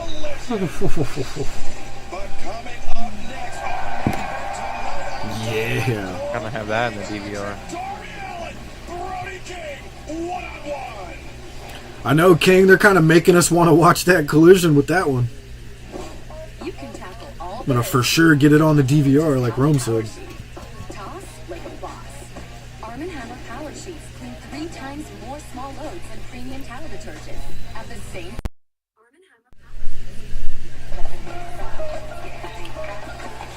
Oh, yeah, dude, that with that bet, that Monday Night Football game was probably one of the most stressful games I've ever watched. At halftime, I just started playing COD. I was like, I'm not even gonna fucking watch this. I just got onto Warzone, and I like had the game down on my phone, and I looked down and I see Mark Andrews celebrating, and I was like, no fucking way! Started screaming. Black Friday football, only on Prime. For muscle cramps and spasms, TheraWorks absorbs. Coach, you want her Tony Storm and Juice together? Oh, dude, I would love it. For fast muscle relief, TheraWorks. Could you imagine, TheraWorks and like, get back at them at home throwing stuff back and forth to each other, like, you know, practicing their gimmicks with each other at home? That would be some of the funniest recorded tape ever. Gotta be. Be the best gift giver this holiday season. Yeah, Coach, you called it too? Wallet is the perfect gift for any occasion. It's ultra slim. That was just the first one. With the highest quality materials, plus a lifetime warranty, Ridge is built to last. Get up to 40% off now. great blue hair and know when I go. I'd like to leave some money to the local bird conservancy. Doesn't count. What you need is a will, something you can sign and make official. Start your will at trustandwill.com now and make it count. Looking for a way to Like I said, the person who made my decision to ride the bet out the most was my brother. My brother used to work for a betting service. It was like one of those companies that you would call and they would like tell you who to bet. And he used like his math that they used to use. And he was saying that for the bet that I had, they should have been offering me like $600 to cash it out. He's like, that's an insult. They're only offering you $250, $260. He's like, ride that all day. And I was like, okay.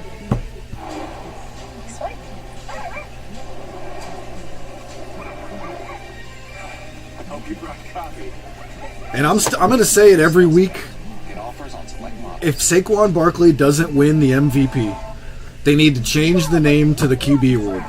Like, just make the best QB award. It's fine if that's what you want the MVP to be. But you cannot tell me there's any QB in the league right now that is more important than Saquon Barkley is to the Eagles.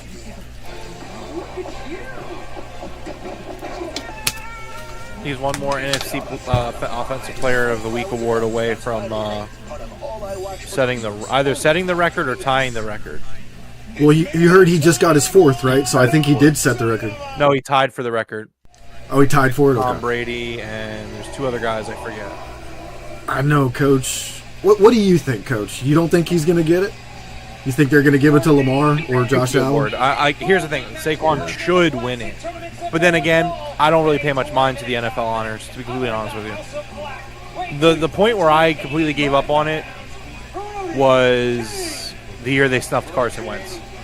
Like, I don't care if he played 3. He played 3 less games, and his numbers were comparable to what Tom Brady put up by the end of that year. It's like, he missed 3 games short, but he wouldn't have even played in one of them because they would have had the number 1 seed by that point. I just thought it was ridiculous. I thought that he should have won that. And at that point, I was like, it's a sham award. It doesn't really matter. Yeah. Brian Dable won Coach of the Year like 2 years ago. And that was the year that Sirianni went to the Super Bowl. It's like, okay, sure. Again, like, I'm not even like, I don't even know how big of a fan I am of Sirianni overall, right?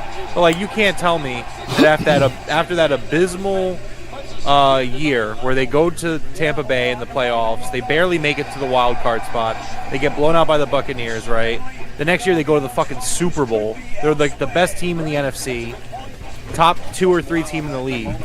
For the Giants, they were like, just because the Giants snuck in on the wild card, they got obliterated by the Eagles.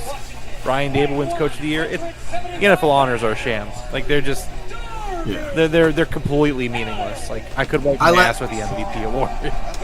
I like what Coach said. The all pros are what I pay attention to also, because those are voted on by the players, right? Yeah, like the all pros, that stuff. Like when the NFL does like that NFL 100, like that's usually something that I look at, because it's like you said, that's the players. The players sit down, they ask the players like who are the top 100 players in the league, or like however many they ask them, and they make that list based off of that. Like those are the things I look at. But like NFL MVP, like obviously there's some correlation like how well somebody's playing, but like I don't know. Like if Quinyon Mitchell or Cooper DeJean don't win Defensive Rookie of the Year, I have a problem with that too. No one throws to Quinyon Mitchell's way. No one does. Did you know Quinyon Mitchell is the only corner in the whole league with like 300 and something snaps and 0 touchdowns against him? That's what I'm saying. Like, yeah, he doesn't have any picks, but it's because nobody's throwing his way because he's covering so well. He's the best corner in the league. Yeah, it's good. I'll say it right now. You know. Has anyone heard the Cooper DeJean song? No. All right, I'm gonna play it through my. Hopefully, it picks up. I can't believe we found 2 rookies that are that fucking good at corner. Well, it's because honestly, the NFL really set the Eagles up here, or like the other teams, because like nobody went defense for like the first like 17 picks or whatever it was. I forget exactly, but have you seen the video of Howie in the war room? And he's like everybody went offense. He's like, this is very good for us. Yeah. Well, I'm trying to find it. Give me a second. You think Mahomes is gonna win it? Ugh, I can't stand that dude, man. All right, I don't know if it's gonna pick it up. I think this is it.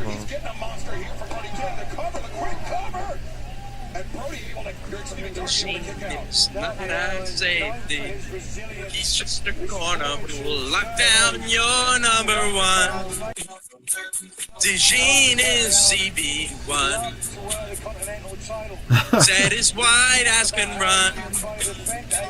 DeJean is CB1. Let me guess. Quicker than fast, sneaky athletic, let that white boy play corner.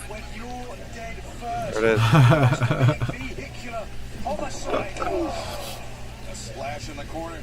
I wouldn't change a thing. I'd leave him right where he's at right now. He's doing just fine.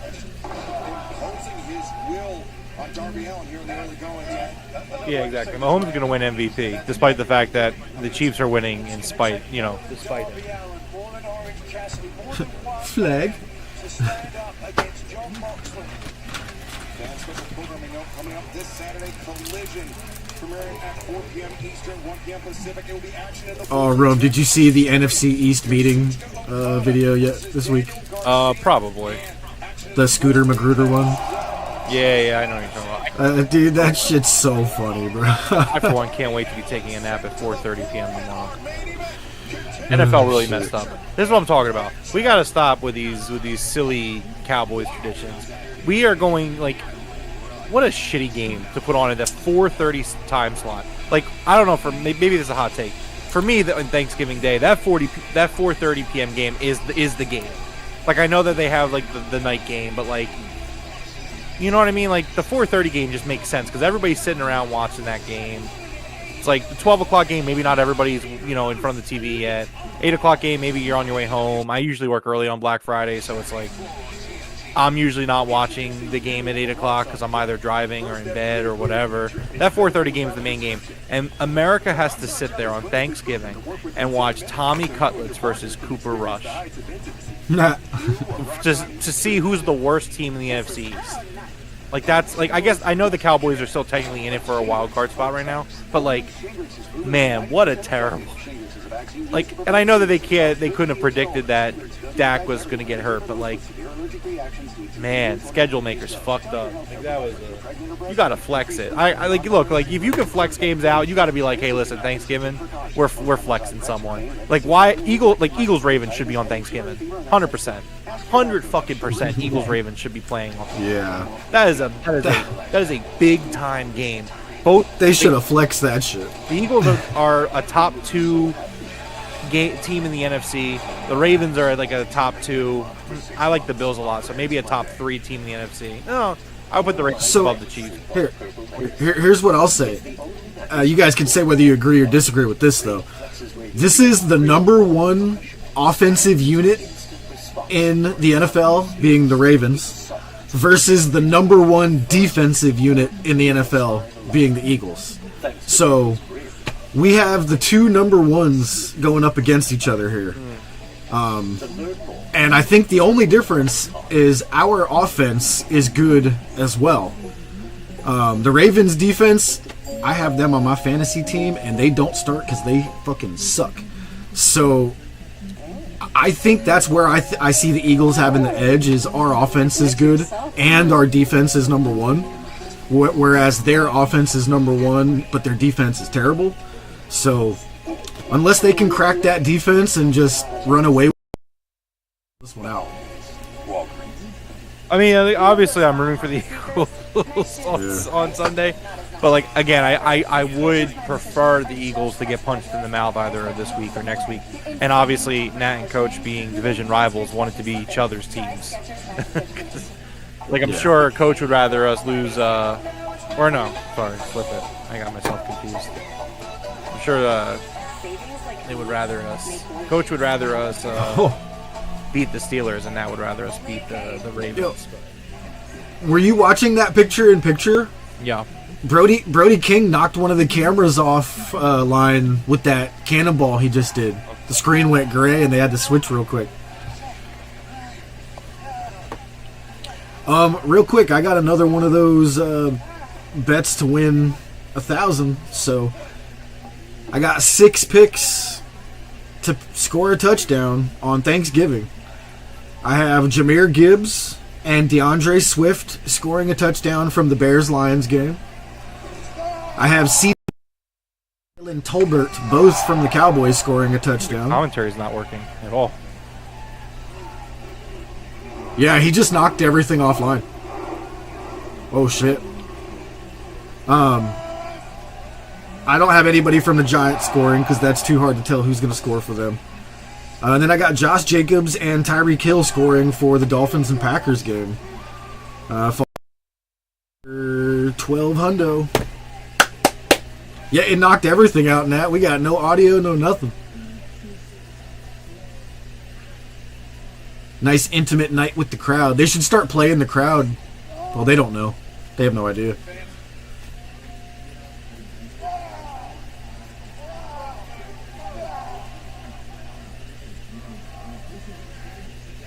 Just go plug it back in. They just handed Excalibur like an actual microphone, and they were like, "Oh wait, never mind. That's a bad idea."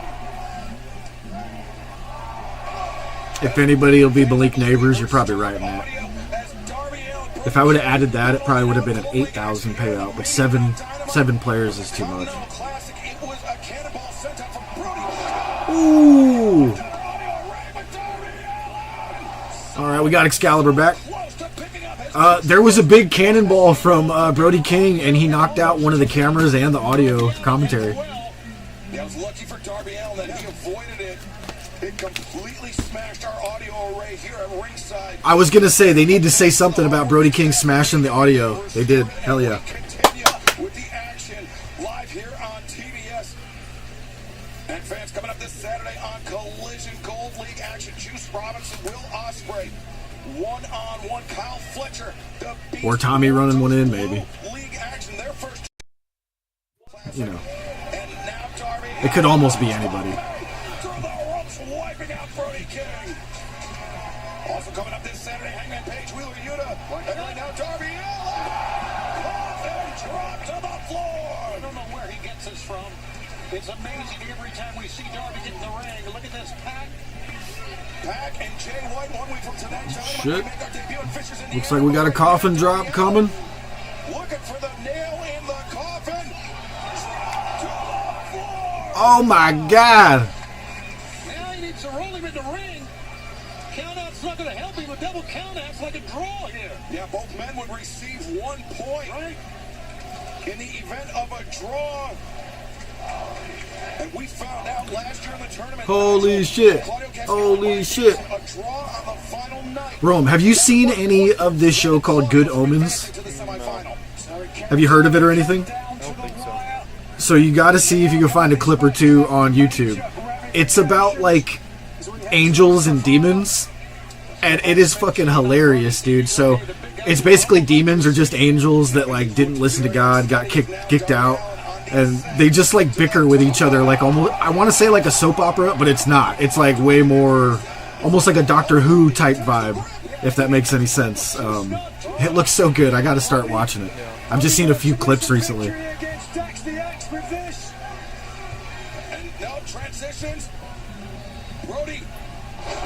Oh, God, he killed him.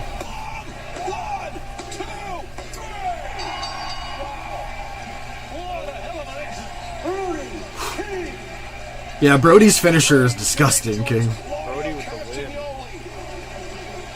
Brody King picking up the W. 3 points in the Gold League of the Continental Classic.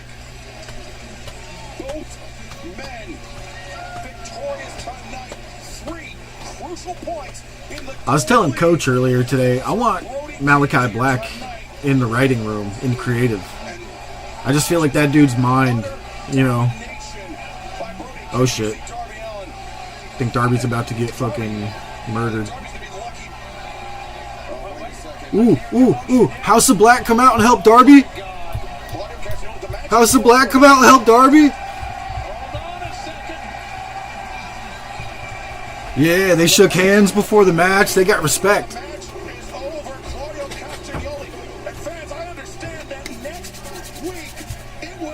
Oh, give me House of Black versus the fucking Death Rider. Dynamite 1 week from tonight. A battle of the behemoths. I love it. Oh, they're kind of just doing this because they're going to face each other next. Damn it. You can still argue that he's defending. Yeah, I really want House of Black and the Death Riders to have a program. Oh, please. I just got so excited. Episode of Dynamite tonight. I thought that was a great episode, and there was some really good storytelling stuff going on in there. The Hangman, Jay White stuff, you know, the Moxley crew kicking everyone's ass. No overtime tonight because of basketball as well. Turn this TV off. What a shithole baby.